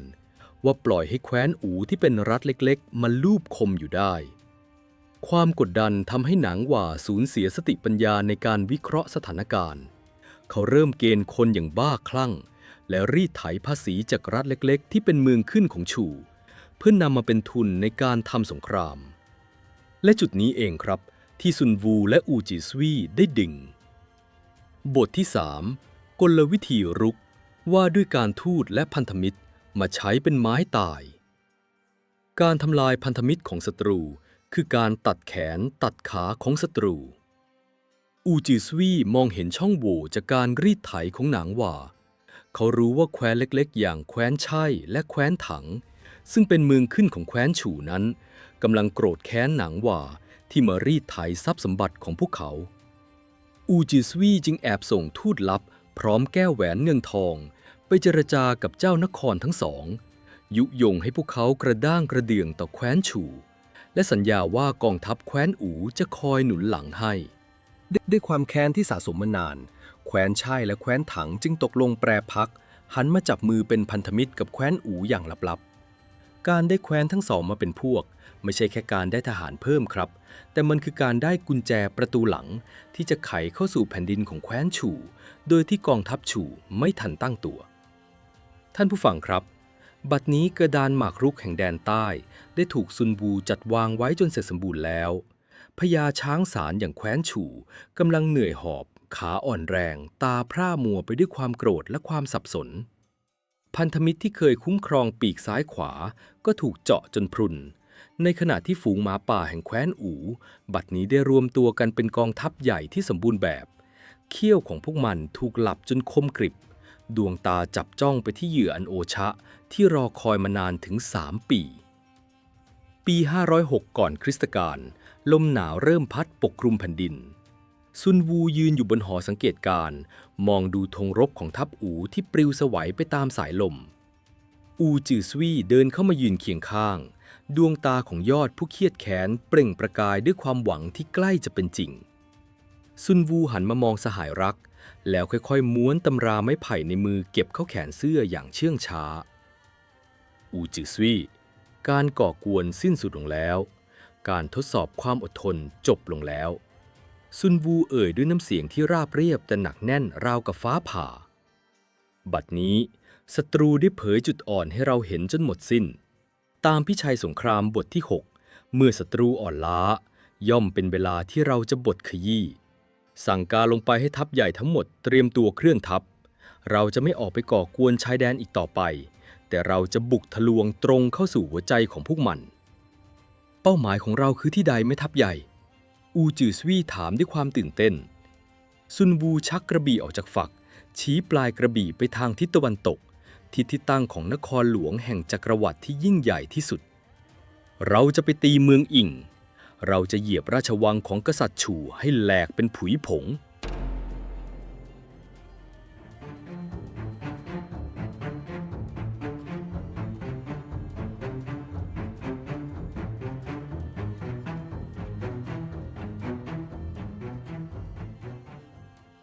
ท่านผู้ฟังครับหากเราลองย้อนกลับไปศึกษาประวัติศาสตร์การทำสงครามในยุคชุนชิวตอนต้นเราจะพบความจริงที่น่าประหลาดใจข้อหนึ่งครับนั่นคือการทำสงครามในยุคนั้นมักจะถูกจัดขึ้นราวกับเป็นการประลองแข่งขันกีฬาของเหล่าขุนนางมากกว่าจะเป็นการเข็นฆ่าทำลายล้างกันอย่างแท้จริงกองทัพทั้งสองฝ่ายมักจะนัดหมายสถานที่และเวลากันล่วงหน้าอย่างชัดเจนเมื่อถึงสนามรบก็จะมีการจัดขบวนทัพอย่างสวยงามตามหลักพิธีการมีการตีกลองรบร้องเพลงปลุกใจและรอจนกว่าข้าศึกจะจัดทัพเสร็จสมบูรณ์จึงจะเริ่มส่งรถม้าศึกเข้าปะทะกันอย่างเป็นระเบียบหากฝ่ายใดฝ่ายหนึ่งเพลียงพล้ำหรือยอมจำนนผู้ชนะก็มักจะไว้ชีวิตและปล่อยให้ล่าถอยกลับไปเพื่อ พื่อรักษาเกียรติยศแห่งลูกผู้ดีแต่นั่นคือวิถีของโลกยุคเก่าครับโลกที่กำลังจะถูกฉีกกระชากเป็นชิ้นๆด้วยน้ำมือของบุรุษนามว่าซุนวูเมื่อซุนวูก้าวขึ้นมาเป็นผู้บัญชาการทหารสูงสุดของแคว้นอู่เขามองข้ามพิธีรีตองอันไร้สาระเหล่านั้นไปจนหมดสิ้นสำหรับซุนวูสงครามไม่ใช่การประลองความสง่างามแต่มันคือศิลปะแห่งการหลอกลวงเป้าหมายเดียวของการจัดตั้งกองทัพคือการบดขยี้ศัตรูให้ย่อยยับด้วยต้นทุนที่ต่ำที่สุดและวิธีการที่เหี้ยมเกรียมที่สุดเท่าที่จะจินตนาการได้ในฤดูหนาวปีที่506ก่อนคริสตกาลลมหนาวที่พัดมาจากทางเหนือเริ่มทำให้ผิวน้ำในแม่น้ำฮาวายเหอจับตัวเป็นน้ำแข็งบางๆนี่คือช่วงเวลาที่ตามธรรมเนียมโบราณกองทัพต่างๆจะหยุดพักการรบเพื่อหลบหนาวและรอคอยฤดูใบไม้ผลิแต่สำหรับซุนวูนี่คือหน้าต่างแห่งโอกาสที่สวรรค์ประทานให้ซุนวูเรียกประชุมขุนพลทั้งหมดในเต็นท์บัญชาการเขากางแผนที่แผ่นใหญ่ที่วาดด้วยเส้นเลือดและหยาดเหงื่อของหน่วยข่าวกรองลงบนโต๊ะท่ามกลางแสงคบเพลิงที่ส่องประกายวูบวาบซุนวูหันไปมองกษัตริย์เหอลูวีและอู่จือซุยก่อนจะประกาศแผนการรบที่จะช็อกผู้คนทั้งแผ่นดินท่านอู่จือซุยได้ใช้เวลา3 ปีที่ผ่านมาก่อกวนชายแดนแคว้นฉู่จนทหารของพวกมันเหนื่อยล้าแทบขาดใจบัดนี้พวกมันคิดว่าเราคงจะหยุดพักในช่วงฤดูหนาวเหมือนเช่นทุกปีการป้องกันชายแดนของพวกมันกำลังหละหลวมที่สุดนี่คือเวลาที่เราจะบุกทะลวงซุนวูตวัดผู้กันขีดเส้นสีแดงลงบนแผนที่เส้นแดงนั้นไม่ได้มุ่งหน้าไปตามถนนสายหลักที่เชื่อมระหว่าง2 แคว้นแต่มันลากผ่านหุบเขาอันสลับซับซ้อนลัดเลาะไปตามชายแดนของแคว้นไช่และแคว้นถังซึ่งเป็นพันธมิตรลับที่อู่จือซุยเพิ่งจะแอบไปผูกมิตรไว้เราจะไม่เดินทัพตามเส้นทางปกติที่แคว้นฉูดักรออยู่แต่เราจะใช้เส้นทางลับนี้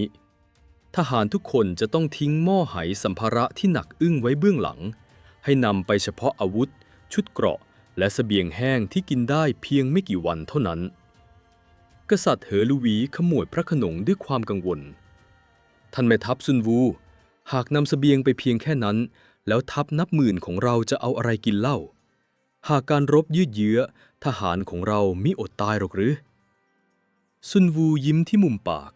เป็นรอยยิ้มของพยัคฆ์ร้ายที่มองเห็นเนื้ออันโอชะขอเดชะพิชัยสงครามบทที่2ว่าด้วยการทำศึกได้กล่าวไว้ว่า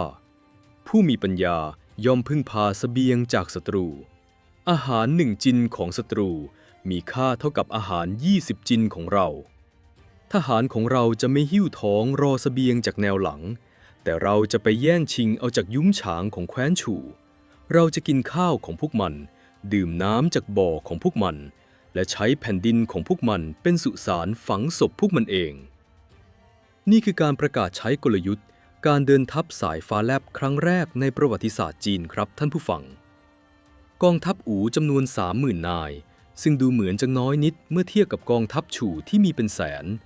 แต่ทหารอู่ 30,000 นายนี้คือหัวกะทิที่ผ่านการเคี่ยวกรำด้วยกฎเหล็กของซุนวูพวกเขาไม่ต่างอะไรกับหมาป่าที่ถูกปล่อยออกจากกรงขังการเคลื่อนพลในคืนนั้นเป็นไปอย่างเงียบเชียบที่สุดซุนวูสั่งให้ทหารทุกคนคาบแผ่นไม้ไว้ในปากเพื่อป้องกันการส่งเสียงคุยกันม้าทุกตัวถูกมัดปากด้วยเศษผ้าฝีเท้าของคน 30,000 คนเหยียบย่ำลงบนหิมะที่เพิ่งตกใหม่ๆโดยแทบไม่มีเสียงเล็ดลอดออกมาพวกเขาเคลื่อนที่ด้วยความเร็วที่น่าเหลือเชื่อตามหลักการที่ซุนวูเขียนไว้ว่ารวดเร็วดุจลมพัดเงียบสงบดุจป่าทึบตัดภาพไปที่เมืองอิงเมืองหลวงอันยิ่งใหญ่และมั่งคั่งที่สุดของแคว้นฉู่ครับกษัตริย์ฉู่เจ้าหวังพระโอรสของกษัตริย์ฉู่ผิงหวังผู้ซึ่งอู่จือซุยผูกใจเจ็บกำลังประทับนั่งผิงไฟอยู่ในพระราชวังอันวิจิตรการตาพระองค์ยังทรงพระเยาว์และไร้ซึ่งประสบการณ์ในการรบเมื่อมีม้าเร็ววิ่งกระหืดกระหอบเข้ามารายงานว่ากองทัพแคว้นอู่ได้ปรากฏตัวขึ้นที่พรมแดนด้านตะวันออกและกำลังมุ่งหน้าตรงมายังเมืองหลวงด้วยความเร็วที่เหนือจินตนาการขุนนางทั้งท้องพระโรงก็แตกตื่นราวกับผึ้งแตกรังเป็นไปได้อย่างไรนางหว่า นายกรัฐมนตรีและแม่ทัพใหญ่ผู้ละโมบของแคว้นฉู่ตะโกนลั่นพวกมันทะลวงผ่านป้อมปราการชายแดนมาได้อย่างไรกันทำไมไม่มีทหารยามมารายงานล่วงหน้าข้าแต่นายท่านทหารม้าเร็วรายงานด้วยตัวสั่นเทากองทัพอู่ไม่ได้ใช้เส้นทางหลักพวกมันโผล่มาจากทางเทือกเขาของแคว้นไช่และแคว้นถังพันธมิตรของเราแปรพักไปเข้ากับพวกมันแล้วขอรับบัดนี้ทัพหน้าของพวกมันอยู่ห่างจากแม่น้ำฮั่นซุยเพียงไม่กี่สิบลี้เท่านั้น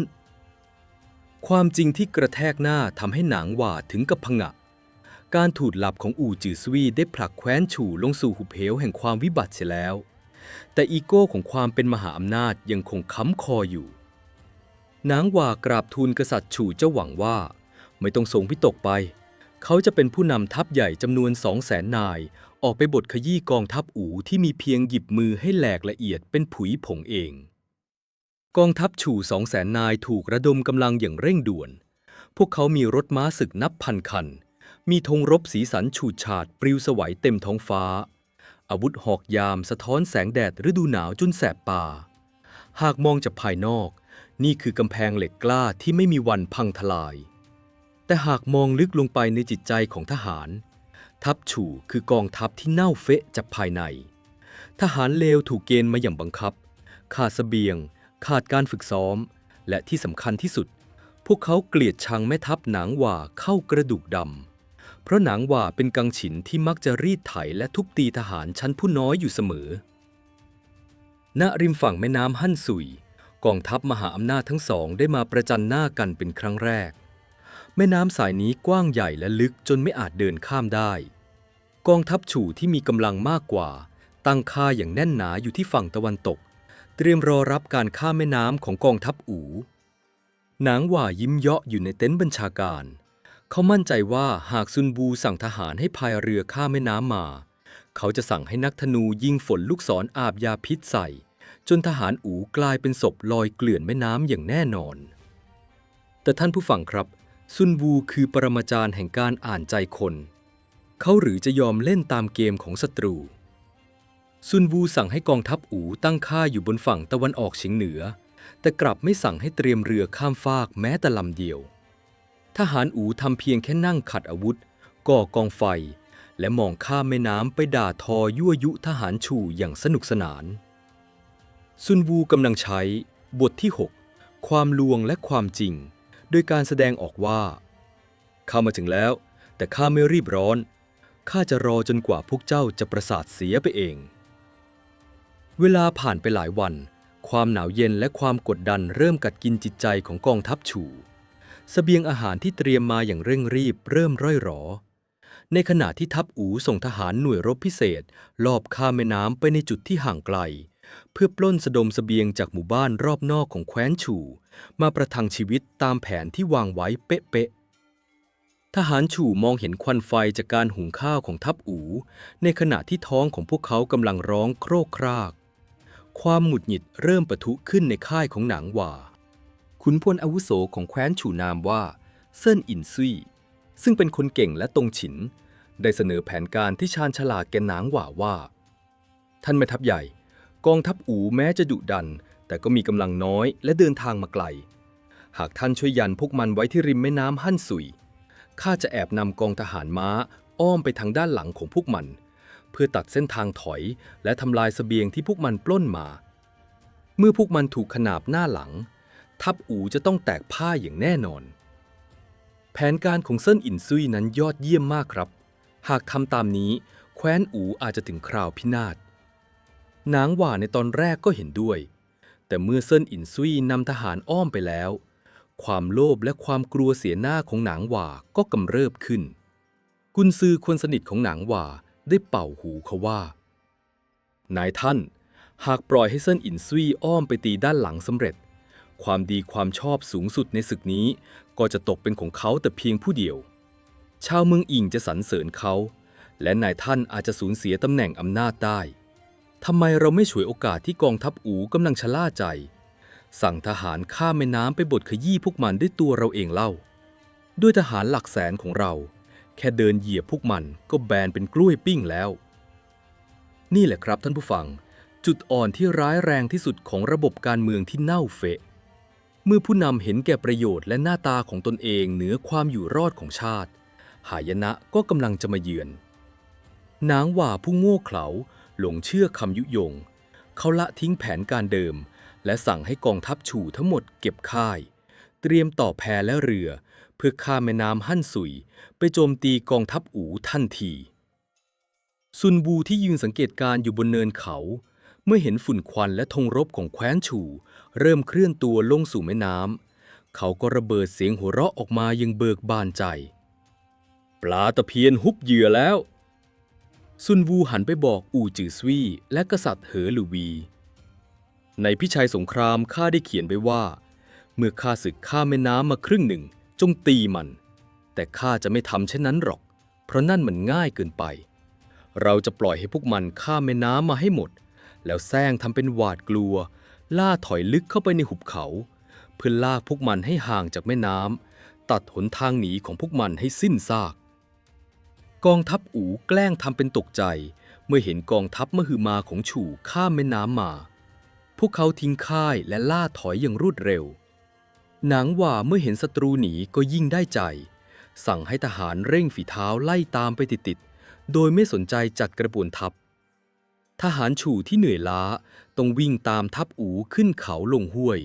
จนกระบวนทัพแตกกระจายเป็นสายยาวเหยียดรถม้าศึกติดลมปืนใหญ่และอาวุธหนักถูกทิ้งเรี่ยราดตามทางจนกระทั่งมาถึงสถานที่แห่งหนึ่งที่มีชื่อว่าปัวหวีซึ่งเป็นที่ราบเชิงเขาที่มีภูมิประเทศเป็นแอ่งกระทะซุนวูสั่งให้กองทัพอู่ทั้งหมดหยุดการล่าถอยหันหน้ากลับมาตั้งค่ายอย่างเป็นระเบียบและเงียบกริบรอคอยกองทัพฉู่ที่กำลังหอบแฮกๆเดินตามเข้ามาในช่องเขาการต่อสู้ที่ปัวหวีจะกลายเป็นสมรภูมิที่นองเลือดที่สุดครั้งหนึ่งในยุคชุนชิวครับเมื่อทัพหน้าของแคว้นฉู่มาถึงพวกเขาตกใจมากที่เห็นทัพอู่ไม่ได้หนีแตกกระเจิงแต่กลับตั้งกระบวนทัพรูปปีกนกที่ดุดันรออยู่ซุนวูมองเห็นว่าทัพฉู่นั้นมีจำนวนมากก็จริงแต่จิตใจของทหารนั้นอ่อนล้าและหวาดกลัวเขาจึงตัดสินใจใช้แผนจู่โจมจุดที่อ่อนแอที่สุดเพื่อให้เกิดโดมิโนเอฟเฟกต์กษัตริย์เหอหลูหวียังคงลังเลที่จะสั่งบุก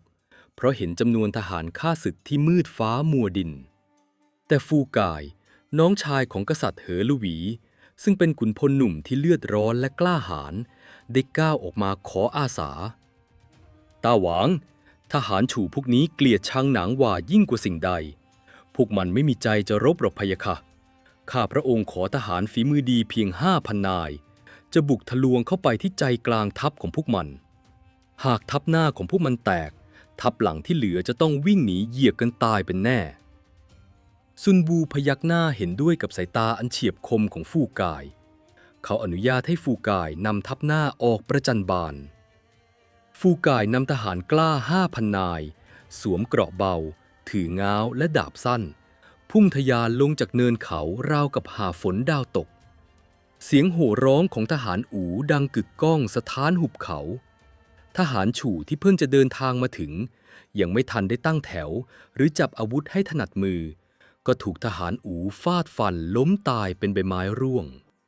การคาดการณ์ของฟูกายและซุนวูถูกต้องแม่นยำทุกประการครับเมื่อทัพหน้าของแคว้นฉู่ถูกโจมตีอย่างหนักทหารเลวที่ไม่มีใจจะรบอยู่แล้วก็พร้อมใจกันทิ้งอาวุธแล้วหันหลังวิ่งหนีทันทีความโกลาหลลุกลามไปราวกับไฟลามทุ่งทหารฉู่วิ่งหนีชนกันเองรถม้าศึกเหยียบย่ำทหารฝ่ายเดียวกันจนไส้ทะลักเสียงกรีดร้องขอชีวิตดังระงมไปทั่วสมรภูมินางหว่าแม่ทัพใหญ่ผู้ยิ่งพยองเมื่อเห็นกองทัพนับแสนของตนเองแตกพ่ายอย่างไม่เป็นท่าเขาก็หน้าซีดเผือดรีบกระโดดขึ้นรถม้าแล้วขับหนีเอาชีวิตรอดอย่างขี้ขลาดที่สุดทิ้งให้ลูกน้องและทหารนับแสนต้องเผชิญกับคมดาบแห่งความแค้นของกองทัพอู่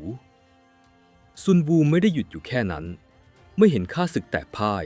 เขาสั่งให้กษัตริย์เหอหลูหวีและอู่จือซวี่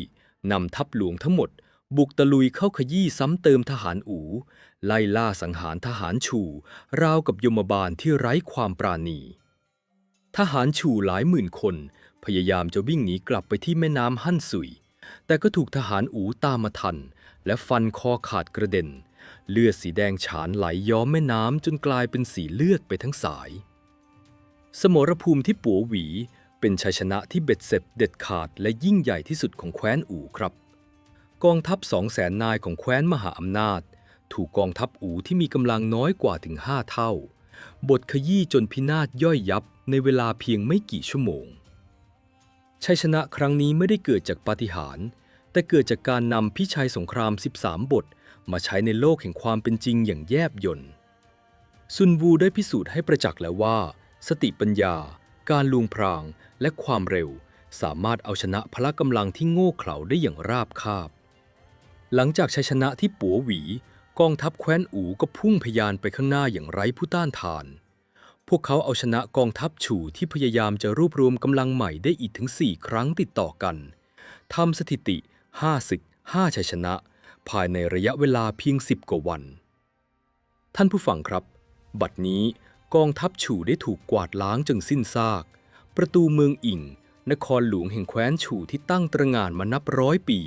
ได้เปิดอ้าออกกว้างรอรับการมาเยือนของผู้พิชิตอูจิซวี่ขุนพลผมขาวผู้แบกความแค้นมาค่อนชีวิตขี่ม้านำหน้ากองทัพเข้าสู่เมืองหลวงของศัตรูน้ำตาแห่งความปิติและเครียดแค้นไหลรินอาบสองแก้มวินาทีแห่งการชำระแค้นที่โลกรอคอยกำลังจะเริ่มต้นขึ้นแล้ว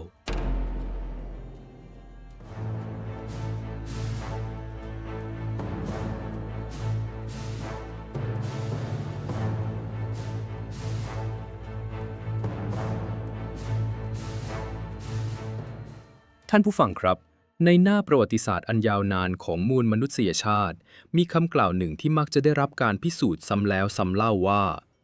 การตีเมืองให้แตกนั้นว่ายากแล้วแต่การรักษาจิตวิญญาณของผู้ชนะเอาไว้หลังชัยชนะนั้นยากยิ่งกว่านับพันเท่า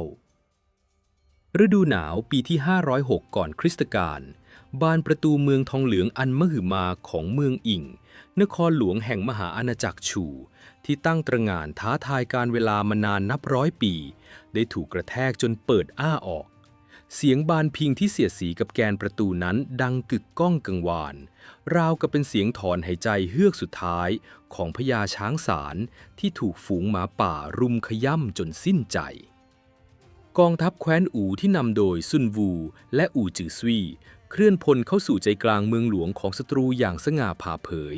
ท่ามกลางสายตาของชาวเมืองอิ่งนับแสนคนที่เบิกกว้างด้วยความตกตะลึงและหวาดกลัวสุดขีด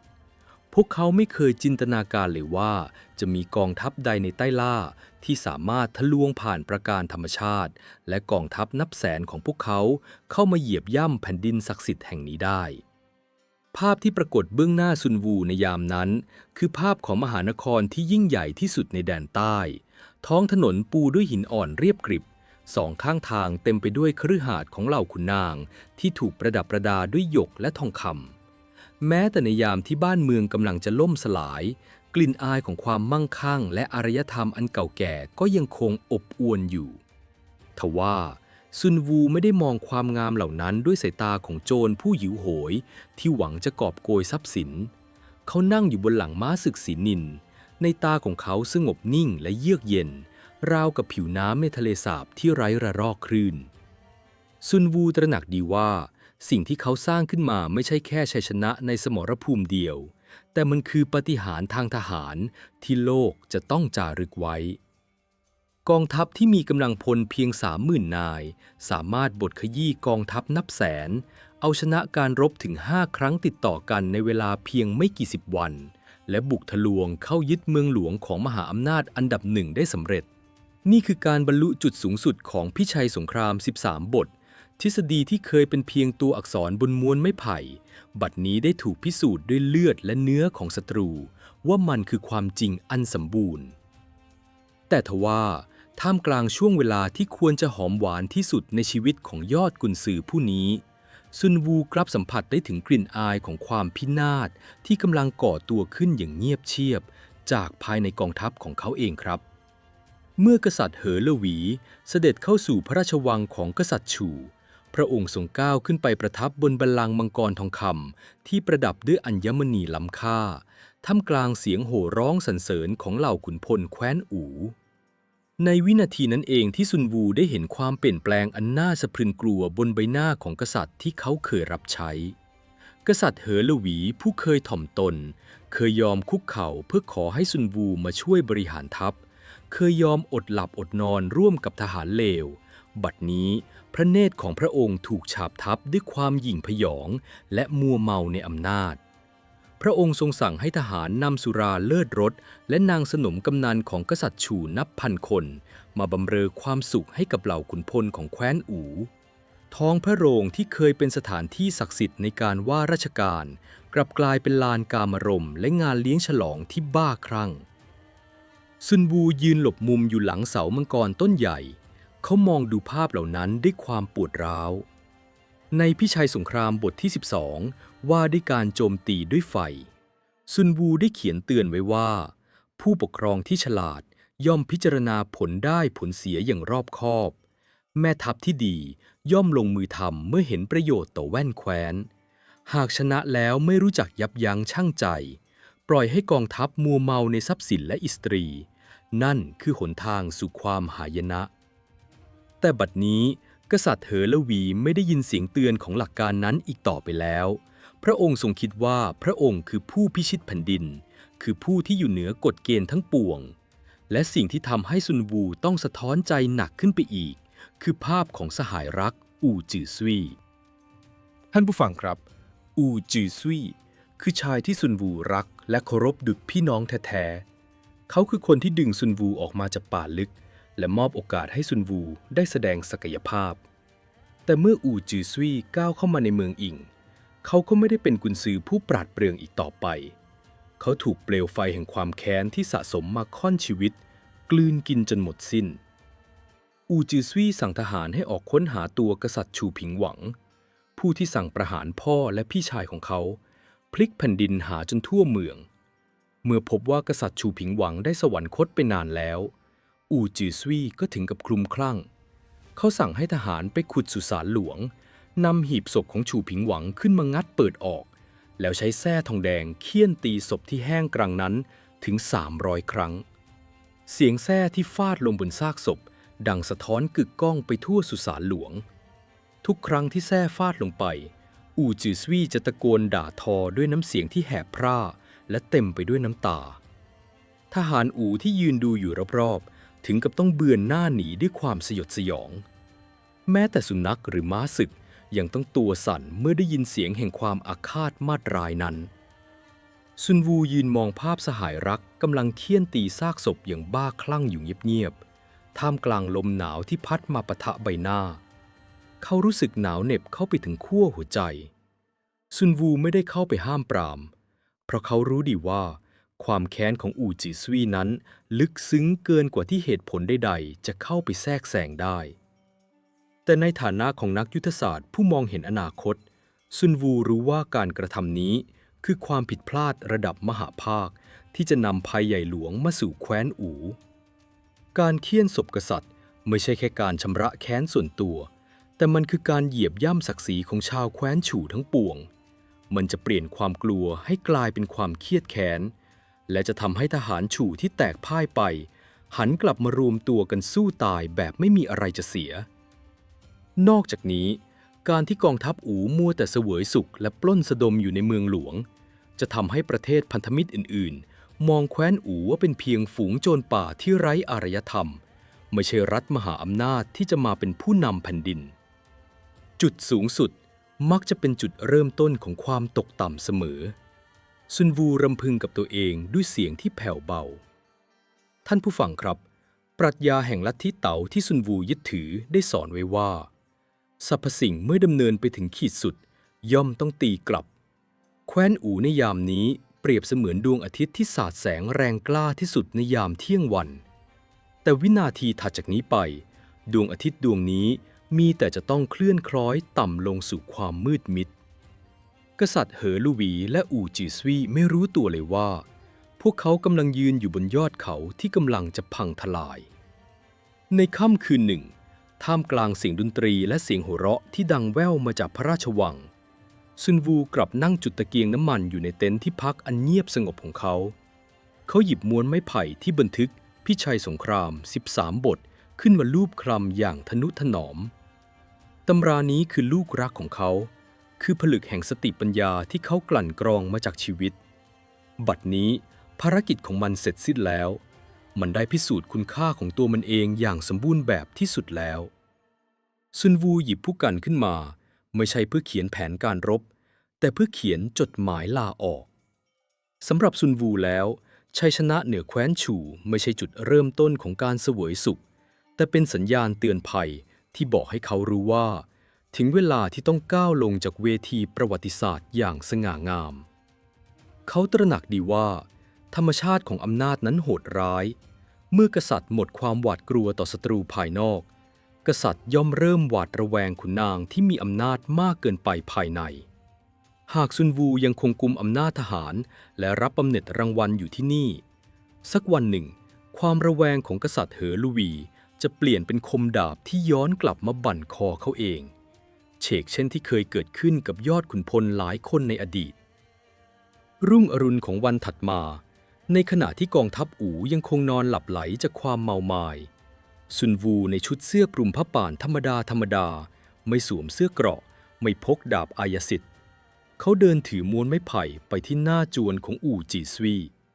เขาไม่ได้เข้าไปปลุกสหายรักเพียงแต่วางจดหมายลาทิ้งไว้บนโต๊ะหินหน้าประตูเนื้อความในจดหมายนั้นสั้นกระชับแต่แฝงไปด้วยความหมายที่ลึกซึ้งเกินพรรณนาสหายเอ๋ยนกบินสูงจนสุดฟ้าย่อมต้องร่อนลงรังเมื่อภารกิจสำเร็จลุล่วงการสละทิ้งยศถาบรรดาศักดิ์คือวิถีแห่งความอยู่รอดที่แท้จริงแคว้นอู่ได้มาถึงจุดสูงสุดแล้วและสายลมแห่งการเปลี่ยนแปลงกำลังจะพัดมาข้าขอเตือนท่านจงระวังภัยจากความรุ่งโรจน์ของท่านเองให้ดีรักษาสุขภาพด้วยเถิดลาก่อนเมื่ออู่จือซวี่ตื่นขึ้นมาพบจดหมายเขารีบสั่งให้ทหารควบม้าออกตามหาซุนวูจนทั่วเมืองอิงแต่ก็สายไปเสียแล้วยอดอัจฉริยะแห่งยุคผู้สยบมหาอำนาจด้วยมันสมองได้เลือนหายไปราวกับสายหมอกยามเช้าไม่มีใครรู้ว่าเขาเดินทางไปที่ใดไม่มีใครพบเห็นเขาอีกเลยในหน้าประวัติศาสตร์การเมืองของยุคชุนชิวท่านผู้ฟังครับการถอนตัวของซุนวูในจุดที่สูงที่สุดของชีวิตคือบทพิสูจน์ที่แท้จริงว่าเขาคือยอดคนที่ก้าวข้ามกิเลสของมนุษย์ปุถุชนไปแล้วอย่างสิ้นเชิงมนุษย์ส่วนใหญ่เมื่อได้สัมผัสกับรสชาติของอำนาจและเงินทองมักจะหน้ามืดตามัวยึดติดกับมันจนนำไปสู่ความตายแต่อัจฉริยภาพของซุนวูไม่ได้อยู่ที่การรู้ว่าจะทำสงครามอย่างไรให้ชนะเท่านั้นแต่มันอยู่ที่การรู้ว่าเมื่อไหร่ควรจะหยุดสงครามและสละอำนาจต่างหากนี่คือศิลปะแห่งการบริหารชีวิตที่ล้ำลึกที่สุดซึ่งอู่จือซวี่ไม่เคยเข้าใจและต้องแลกมาด้วยจุดจบที่แสนรันทดในเวลาต่อมาชื่อของซุนวูอาจจะปรากฏอยู่ในพงศาวดารเลียดก๊กเพียงช่วงเวลาสั้นๆราวกับดาวหางที่พาดผ่านท้องฟ้าแต่แสงสว่างที่เขาทิ้งไว้คือตำราพิชัยสงคราม 13 บทที่ได้กลายเป็นคัมภีร์ศักดิ์สิทธิ์ที่นักการทหารผู้นำรัฐและนักธุรกิจทั่วโลกต้องศึกษาและคารวะตราบจนถึงทุกวันนี้พยัคฆ์ติดปีกแห่งแคว้นอู่ได้กลับคืนสู่ป่าลึกทิ้งไว้เพียงตำนานแห่งชัยชนะที่รวดเร็วดุจสายฟ้าและความลุ่มลึกที่ไม่อาจยั่งถึง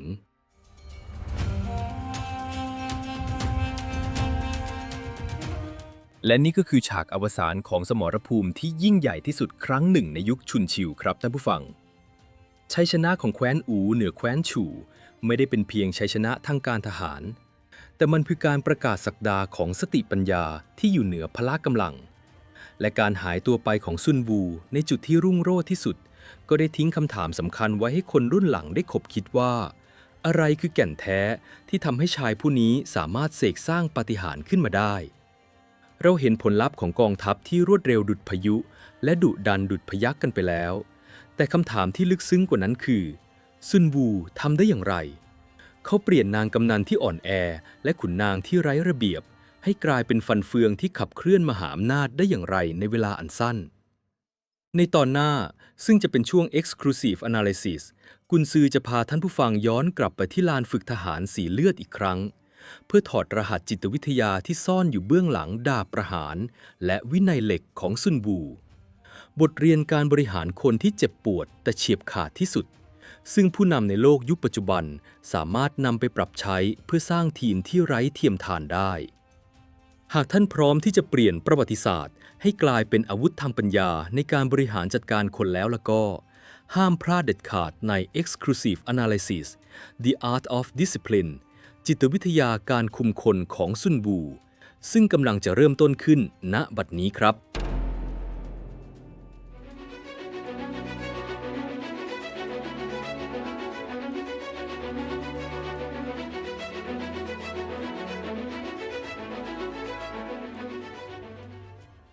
ท่านผู้ฟังครับยินดีต้อนรับเข้าสู่ช่วง Exclusive Analysis ช่วงเวลาที่เราจะถอดหมวกของนักเล่าประวัติศาสตร์แล้วสวมหมวกของกุนซือและที่ปรึกษาองค์กรเพื่อชำแหละแก่นแท้ของกลยุทธ์ที่ซ่อนอยู่เบื้องหลังมหากาพย์ที่เราเพิ่งได้ฟังกันไปครับในสมรภูมิรบหรือในโลกของการทำธุรกิจสิ่งหนึ่งที่ผู้นำทุกคนปรารถนาที่จะมีเหมือนกันคือทีมงานที่มีประสิทธิภาพทีมที่สั่งซ้ายหันซ้ายสั่งขวาหันขวาทีมที่พร้อมจะลุยไฟไปกับเป้าหมายขององค์กรแต่ความจริงที่น่าปวดหัวก็คือมนุษย์ไม่ใช่เครื่องจักรครับมนุษย์มีอารมณ์มีความขี้เกียจมีอีโก้และมีการทดสอบขีดจำกัดของผู้ปกครองอยู่เสมอเหตุการณ์ที่ลานฝึกทหารวังหลวงของแคว้นอู่เมื่อซุนวูสั่งประหารพระสนมเอกทั้งสองนางต่อหน้าพระพักตร์กษัตริย์เหอลูวีหากมองเผินๆด้วยสายตาของคนยุคปัจจุบันเราอาจจะรู้สึกว่าซุนวูช่างโหดร้ายป่าเถื่อนและทำเกินกว่าเหตุทำไมต้องถึงขั้นบั่นคอผู้หญิงที่ไม่มีทางสู้ด้วยแค่สั่งโบยตีหรือลงโทษสถานเบาก็ย่อมได้ไม่ใช่หรือแต่ท่านผู้ฟังครับในมุมมองของจิตวิทยาผู้นำและการบริหารจัดการการเปลี่ยนแปลงขั้นวิกฤต Crisis Change Management สิ่งที่ซุนวูทำลงไปนั้นไม่ใช่อารมณ์โกรธแค้นไม่ใช่การแสดงอำนาจบาดใหญ่แต่มันคือการผ่าตัดองค์กรที่แม่นยำเด็ดขาดและใช้ต้นทุนน้อยที่สุดเพื่อรีเซ็ตวัฒนธรรมองค์กรใหม่ทั้งหมดภายในเวลาเพียงแค่วันเดียวเรามาถอดรหัสปรัชญา The Art of Discipline ศิลปะแห่งการสร้างวินัยของซุนวูแล้วนำมาประยุกต์ใช้ในโลก Corporate Politics กันทีละข้อเลยครับบทเรียนที่ 1 The Fault of the Commander ความรับผิดชอบเบื้องต้นของผู้นำจำฉากที่ซุนวูสั่งให้เหล่านางกำนันหันขวาเป็นครั้งแรกได้ไหมครับผลลัพธ์คือความเละเทะทุกคนหัวเราะคิกคักไม่มีใครทำตามซุนวูโกรธไหมไม่เลยครับซุนวูกลับลดธงลงแล้วประกาศว่าหากกฎระเบียบไม่ชัดเจนคำสั่งไม่เป็นที่เข้าใจย่อมเป็นความผิดของแม่ทัพนี่คือ mindset ระดับ masterpiece ของผู้นำที่แท้จริงครับ extreme ownership ในโลกธุรกิจทุกวันนี้เรามักจะเห็นภาพของผู้จัดการหรือผู้บริหารที่ชอบด่าทอลูกน้องเมื่อผลงานออกมาไม่ตรงสเปคทำไมทำมาแค่นี้บอกแล้วไงว่าให้ทำให้ดีกว่านี้ทำไมพวกเด็กสมัยนี้มันทำงานไม่เป็นเลยวะแต่ซุนวูสอนเราว่าก่อนที่คุณจะชี้นิ้วด่าใครคุณต้องหันมาถามตัวเองก่อนว่าคุณสื่อสารชัดเจนแล้วหรือยังคำสั่งของคุณกำกวมไหมคุณได้อธิบายเหตุผลวิธีการและเป้าหมายปลายทาง KPIs ให้พวกเขาเข้าใจอย่างถ่องแท้หรือเปล่าซุนวูแก้ปัญหานี้ด้วยการกลับไปสู่ระดับเบสิกที่สุดเขาถามกระทั่งว่าพวกเจ้ารู้จักแยกแยะมือซ้ายมือขวาและหน้าอกของตัวเองไหมซุนวูไม่ถือตัวว่าตัวเองเป็นกุนซือระดับเทพแล้วจะพูดแต่ศัพท์สูงๆเขาปรับระดับการสื่อสารให้เข้ากับผู้ฟังที่เป็นเพียงนางกำนันที่ไม่เคยจับอาวุธเพื่อให้มั่นใจว่าความไม่รู้จะไม่ถูกนำมาใช้เป็นข้ออ้างอีกต่อไปเมื่อคุณอธิบายทุกอย่างชัดเจนแจกแจงกติกาโปร่งใสเรื่องบทลงโทษจนมั่นใจว่าแม้แต่เด็กอมมือก็เข้าใจเมื่อนั้นครับที่ความรับผิดชอบจะถูกโอนย้ายจากผู้สั่งไปสู่ผู้ปฏิบัติอย่างสมบูรณ์แบบบทเรียนที่ 2 The Concubine Syndrome การทำลายอภิสิทธิชนในองค์กรมาถึงจุดไคลแม็กซ์ครับเมื่อซุนวูสั่งครั้งที่ 2แล้วพระสนมเอกทั้งสองนางยังคงหัวเราะเยาะคราวนี้ซุนวูประกาศว่าเมื่อกฎชัดเจนแล้วยังฝ่าฝืนเป็นความผิดของทหารและสั่งประหารทันทีทำไมต้องเป็นพระสนมเอก ทำไมไม่เชือดไก่ให้ลิงดูด้วยการฆ่านางกำนันหางแถวสักคน ในทุกองค์กรจะมีคนประเภทหนึ่งที่เราเรียกว่าอภิสิทธิชนหรือ Sacred Cow วัวศักดิ์สิทธิ์ที่ห้ามแตะต้อง คนเหล่านี้อาจจะเป็นพนักงานขายมือทองที่ทำยอดได้สูงสุดแต่มีพฤติกรรมท็อกซิกชอบด่าเพื่อนร่วมงาน อาจจะเป็นหลานชายของประธานบริษัทหรืออาจจะเป็นพนักงานเก่าแก่ที่อยู่มาตั้งแต่ก่อตั้งบริษัทคนกลุ่มนี้มักจะคิดว่าตัวเองมีเกราะคุ้มกันพวกเขาเชื่อว่ากฎระเบียบของบริษัทมีไว้บังคับใช้กับพนักงานธรรมดาเท่านั้นแต่ไม่ใช่กับพวกเขาเหมือนที่พระสนมเอกคิดว่าตัวเองมีกษัตริย์เหอหลู่หวีคอยคุ้มหัวอยู่ซุนวูเข้าใจจิตวิทยามวลชนอย่างทะลุปลุกโปร่งครับเขารู้ว่านางกำนันอีก178คนไม่ได้มองเขาแต่มองไปที่พระสนมเอกทั้งสองนางหากผู้นำในกลุ่มยังไม่เคารพกฎคนอื่นๆก็ย่อมไม่เคารพตามการลงโทษคนระดับล่างไม่มีทางสร้างแรงกระเพื่อมที่รุนแรงพอที่จะเปลี่ยนพฤติกรรมคนทั้งกองทัพได้แต่การพุ่งเป้าไปสับหัวคนที่มีอำนาจและอิทธิพลสูงสุดในกลุ่มต่างหากคือการส่งเมสเสจที่ส่งพลังที่สุดซุนวูกำลังประกาศให้คนอีก178คนเห็นว่าขนาดผู้หญิงที่กษัตริย์รักที่สุดข้ายังกล้าตัดหัวทิ้งแล้วพวกเจ้าเป็นใครคิดว่าข้าจะไม่กล้าฆ่าพวกเจ้าอย่างนั้นหรือในโลกธุรกิจหากคุณต้องการจัดระเบียบองค์กรที่เน่าเฟะคุณต้องกล้าที่จะจัดการกับ Star Performer ที่ทำลายวัฒนธรรมหรือคนโปรดของเจ้านายที่ทำผิดกฎอย่างเด็ดขาดครับทันทีที่คุณกล้าไล่พนักงานที่ทำยอดขายอันดับหนึ่งออกเพราะเขาทุจริตหรือทำร้ายเพื่อนร่วมงานพนักงานที่เหลือทั้งบริษัทจะตื่นตัวและวัฒนธรรมองค์กรจะถูกตีกรอบใหม่ให้ศักดิ์สิทธิ์ทันทีนี่คือศิลปะการบริหารความกลัว Management by Fear ที่ถูกนำมาใช้เฉพาะในยามวิกฤตเท่านั้นแต่ผลลัพธ์ของมันเฉียบขาดเสมอ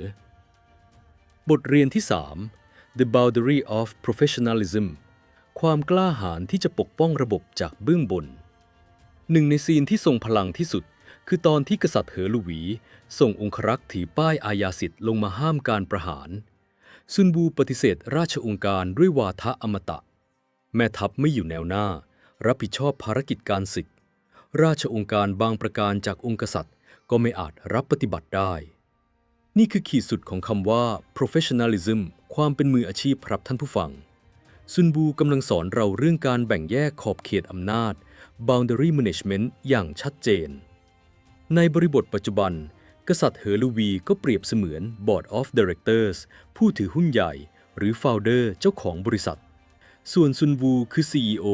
หรือ Professional Manager ที่ถูกจ้างเข้ามาเพื่อแก้ปัญหาหลายครั้งครับที่ความล้มเหลวขององค์กรเกิดจากการที่เจ้าของบริษัท Founder พยายามทำตัวเป็น Micro Manager เข้ามาลวงลูกแทรกแซงการตัดสินใจของ CEO หรือพยายามปกป้องลูกน้องคนโปรดของตัวเองจนระบบการประเมินผลพังทลายผู้บริหารมืออาชีพที่แท้จริงต้องมีความกล้าหาญระดับซุนวูครับนั่นคือความกล้าที่จะขัดใจผู้ถือหุ้นเพื่อปกป้องความอยู่รอดขององค์กรซุนวูรู้ดีว่าหากเขายอมอ่อนข้อปล่อยพระสนมไปตามคำขอของกษัตริย์เหอหลู่หวีอาจจะพอใจในระยะสั้นแต่กองทัพอู่จะไม่มีวันเป็นกองทัพที่เข้มแข็งได้เลยและสุดท้ายเมื่อแคว้นอู่ถูกแคว้นฉู่บุกมาทำลายกษัตริย์เหอหลู่หวีนั่นแหละที่จะเป็นผู้สูญเสียทุกสิ่งทุกอย่างการกล้าเซโนกับเจ้าของเงินทุนเมื่อเราอยู่ในฐานะผู้เชี่ยวชาญที่ลงไปคลุกฝุ่นอยู่หน้างานคือเส้นแบ่งระหว่างลูกจ้างที่ประจบสอพลอกับผู้นำที่กอบกู้สถานการณ์แม้การกระทำนั้นอาจจะหมายถึงการเอาคอตัวเองขึ้นเขียงก็ตามแต่มันคือจรรยาบรรณสูงสุดของคนเป็นกุนซือครับบทเรียนที่ 4 Psychological Certainty วิกฤตสร้างความแน่นอนหลังจากศีรษะของพระสนมร่วงลงพื้นลานฝึกก็ตกอยู่ในความเงียบสงัดเมื่อซุนวูสั่งตีกลองอีกครั้งคราวนี้นางกำนันทุกคนทำตามคำสั่งอย่างพร้อมเพรียงไร้ทิฐิและไร้เสียงพูดคุยคนส่วนใหญ่อาจจะคิดว่าพวกนางทำตามเพราะความกลัวตายล้วนๆแต่ในทางจิตวิทยาเชิงลึกสิ่งที่ซุนวูสร้างขึ้นในจิตใจของพวกนางไม่ใช่แค่ความกลัวครับแต่มันคือความแน่นอน certainty ก่อนหน้านี้นางกำนันอยู่ในสภาวะคลุมเครือ ไม่รู้ว่าสรุปแล้วซุนวูมีอำนาจจริงไหมกฎที่พูดมาเอาจริงหรือเปล่าหรือแค่ขู่ความคลุมเครือนี้ทำให้เกิดการทดสอบขอบเขตด้วยการหัวเราะคิกคักแต่ทันทีที่ดาบประหารสับลงไปความคลุมเครือทั้งหมดถูกทำลายทิ้งไปในเสี้ยววินาทีเมื่อกฎหมายศักดิ์สิทธิ์และชัดเจนทุกคนจะรู้สถานะของตัวเองทันทีครับพวกนางรู้ว่าถ้าทำตามรอดถ้าขัดขืนตายไม่มีเส้นสายไม่มีข้อยกเว้นไม่มีการต่อรองใดๆทั้งสิ้นความแน่นอนระดับ 100% นี้เองที่ไปดับความวุ่นวายในสมองทำให้มนุษย์โฟกัสไปที่การปฏิบัติหน้าที่อย่างเต็มศักยภาพในองค์กรสมัยใหม่หากกติกาการให้โบนัสการเลื่อนตำแหน่งหรือการประเมินผลงานมีความชัดเจนและตรงไปตรงมาปราศจากการเล่นพรรคเล่นพวก Zero Office Politics พนักงานจะเลิกเสียเวลาไปกับการนินทาหรือเลียนายแต่พวกเขาจะทุ่มเทเวลาทั้งหมดไปกับการทำผลงานให้ตรงตามกติกาเพราะพวกเขามั่นใจในความแน่นอนของระบบนิเวศในองค์กรนั่นเองครับท่านผู้ฟังครับปรัชญาการคุมคนของซุนวูไม่ใช่สูตรสำเร็จที่บอกให้ผู้นำต้องเป็นคนโหดร้ายป่าเถื่อนบ้าอำนาจแต่ซุนวูกำลังสอนเราถึงราคาของความสำเร็จว่าความสำเร็จที่ยิ่งใหญ่ไม่เคยได้มาจากการประนีประนอมกับความอ่อนแอซุนวูยอมถูกมองว่าเป็นปีศาจยอมหักหน้ากษัตริย์ที่มอบอำนาจให้เขาเพื่อแลกกับการสร้างโครงสร้างพื้นฐานอินฟราสตรัคเจอร์ทางจิตใจที่แข็งแกร่งที่สุดให้กับกองทัพแคว้นอูและนั่นคือรากฐานสำคัญที่ทำให้กองทัพเล็กๆกองนี้สามารถผงาดขึ้นไปบดขยี้มหาอำนาจอย่างแคว้นฉู่ได้ในที่สุดและนี่คือความลุ่มลึกของจิตวิทยาที่ถูกซ่อนอยู่ในปลายดาบของยอดกุนซือผู้นี้ครับความเข้มข้นของการวิเคราะห์ยังไม่จบเพียงเท่านี้ครับท่านผู้ฟังในพาร์ทต่อไปเราจะยกระดับความลึกขึ้นไปอีกขั้นกับการถอดรหัสกลยุทธ์การเคลื่อนพลสายฟ้าแลบและจิตวิทยาการต้อนศัตรูให้จนมุมใน Exclusive Analysis 2 ได้เลยครับ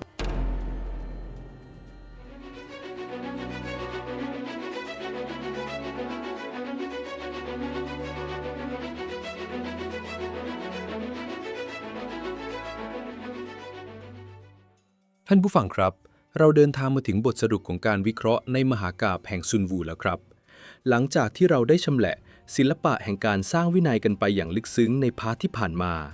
บัดนี้กุนซือขอพาท่านผู้ฟังข้ามเวลาจากสมรภูมิปัวหวีที่เจิ่งนองไปด้วยเลือดมาสู่สมรภูมิกระดานหุ้นห้องประชุมบอร์ดบริหารและโลกแห่งการแข่งขันทางธุรกิจในยุคดิจิทัล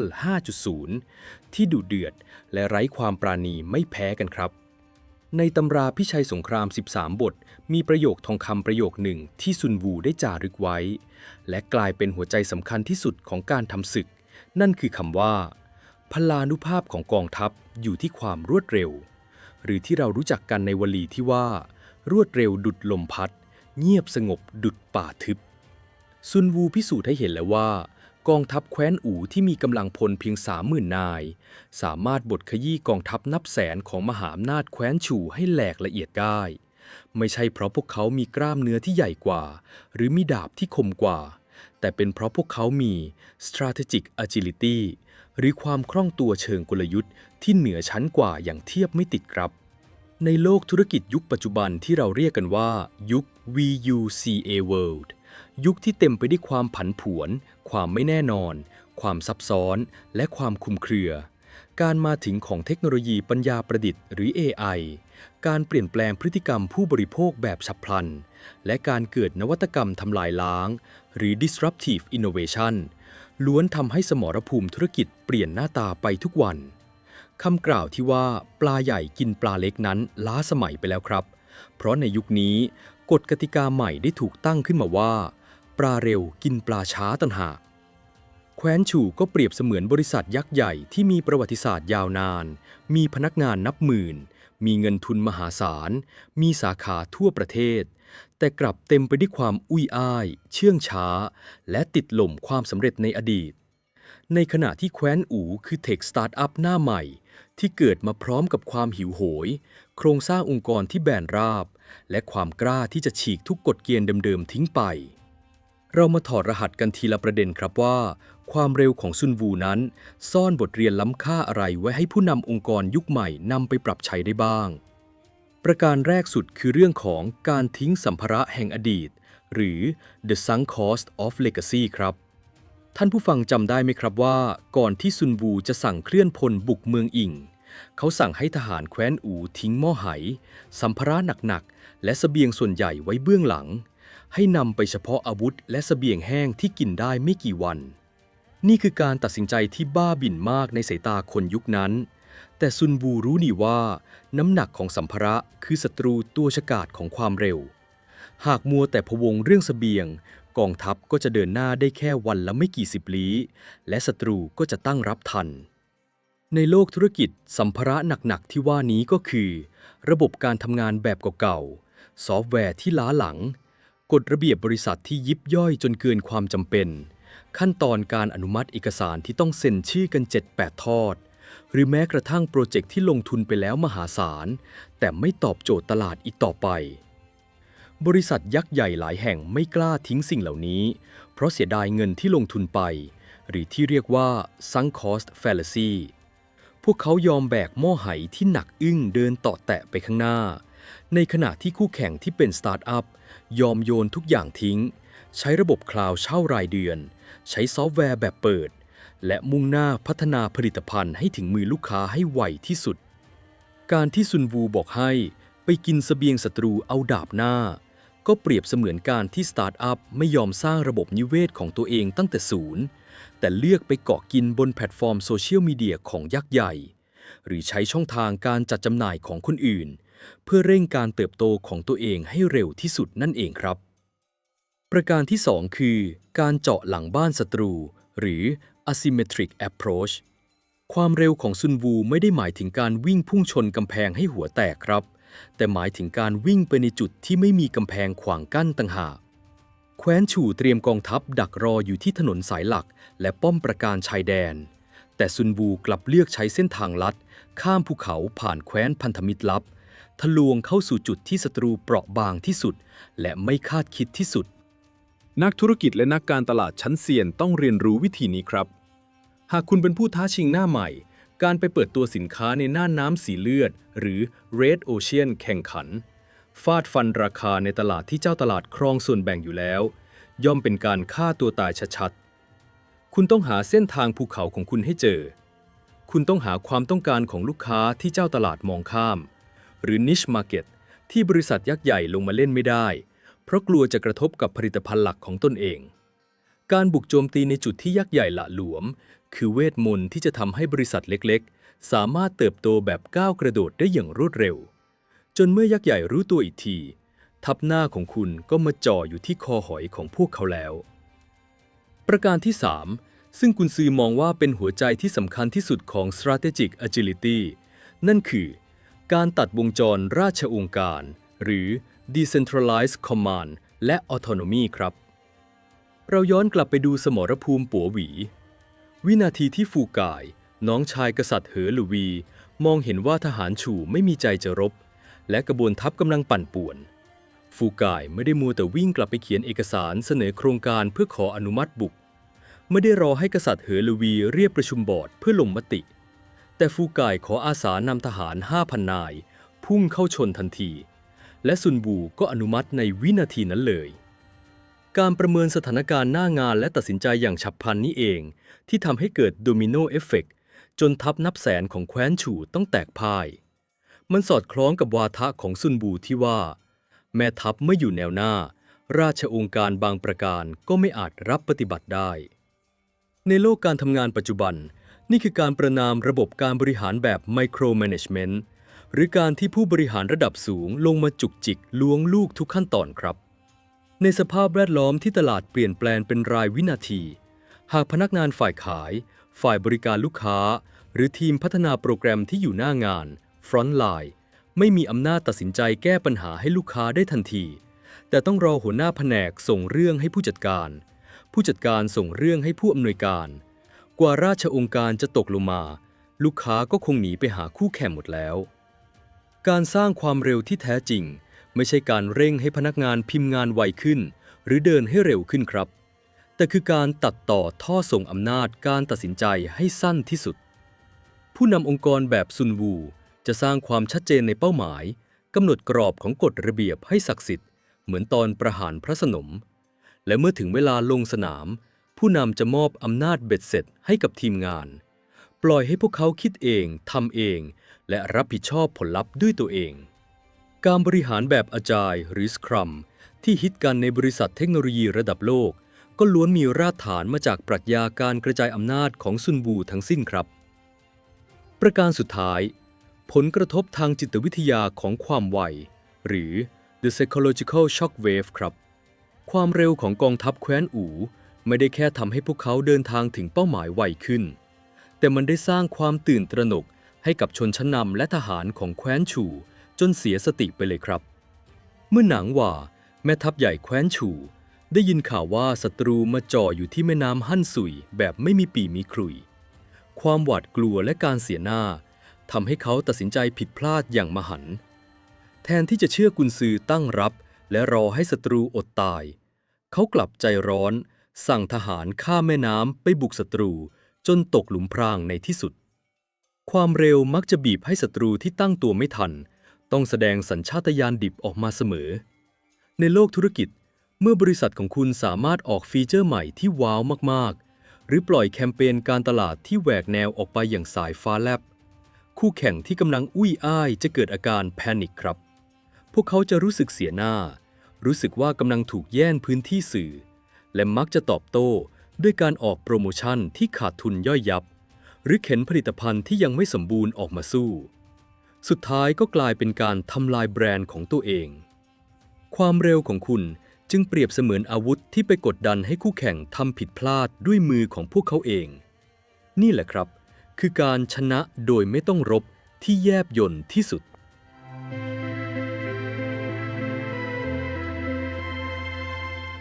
ท่านผู้ฟังครับสัจธรรมข้อหนึ่งที่ซุนวูฝากไว้ให้เราคบคิดในตอนท้ายของมหากาพย์ชีวิตเขาก็คือเมื่อก้าวขึ้นสู่จุดสูงสุดด้วยความเร็วและความเฉียบขาดแล้วผู้นำที่แท้จริงต้องรู้จักการหยุดให้เป็นซุนวูทิ้งทุกอย่างไว้เบื้องหลังและจากไปอย่างสง่างามเพราะเขารู้ว่าระบบที่เขาวางไว้วินัยที่เขาสร้างขึ้นและกลยุทธ์ที่เขาถ่ายทอดให้ทหารแคว้นอู่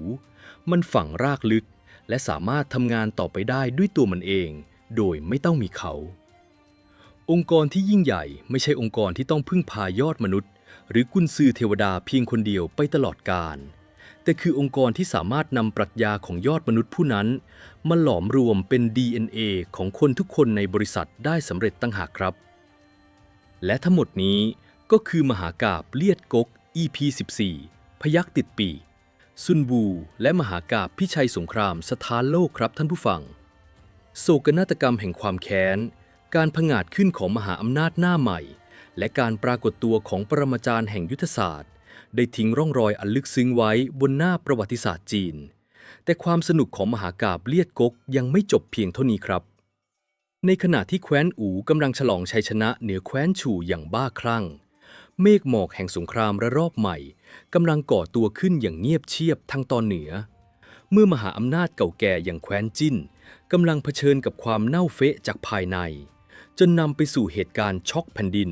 ที่จะฉีกแผ่นดินตรงง้วนออกเป็นสิ่งเสี่ยงและเป็นจุดเริ่มต้นของการสิ้นสุดยุคชุนชิวเพื่อก้าวเข้าสู่ยุคสมัยที่โหดเหี้ยมที่สุดยุคจ้านก๋อหรือยุคแห่ง7 รัฐเจ้าสงครามอย่างเป็นทางการการหักหลังชิงไหวชิงพริบและการนองเลือดของเหล่าขุนนางตระกูลใหญ่จะดุเดือดและพลิกผันเพียงใดโปรดติดตามต่อในตอนหน้าสำหรับวันนี้ผมขอตัวลาท่านผู้ฟังไปก่อนหากท่านชอบการถอดรหัสกลยุทธ์และการเล่าประวัติศาสตร์ที่ดุเดือดแบบนี้อย่าลืมแวะเวียนมาฟังได้เสมอนะครับสวัสดีครับ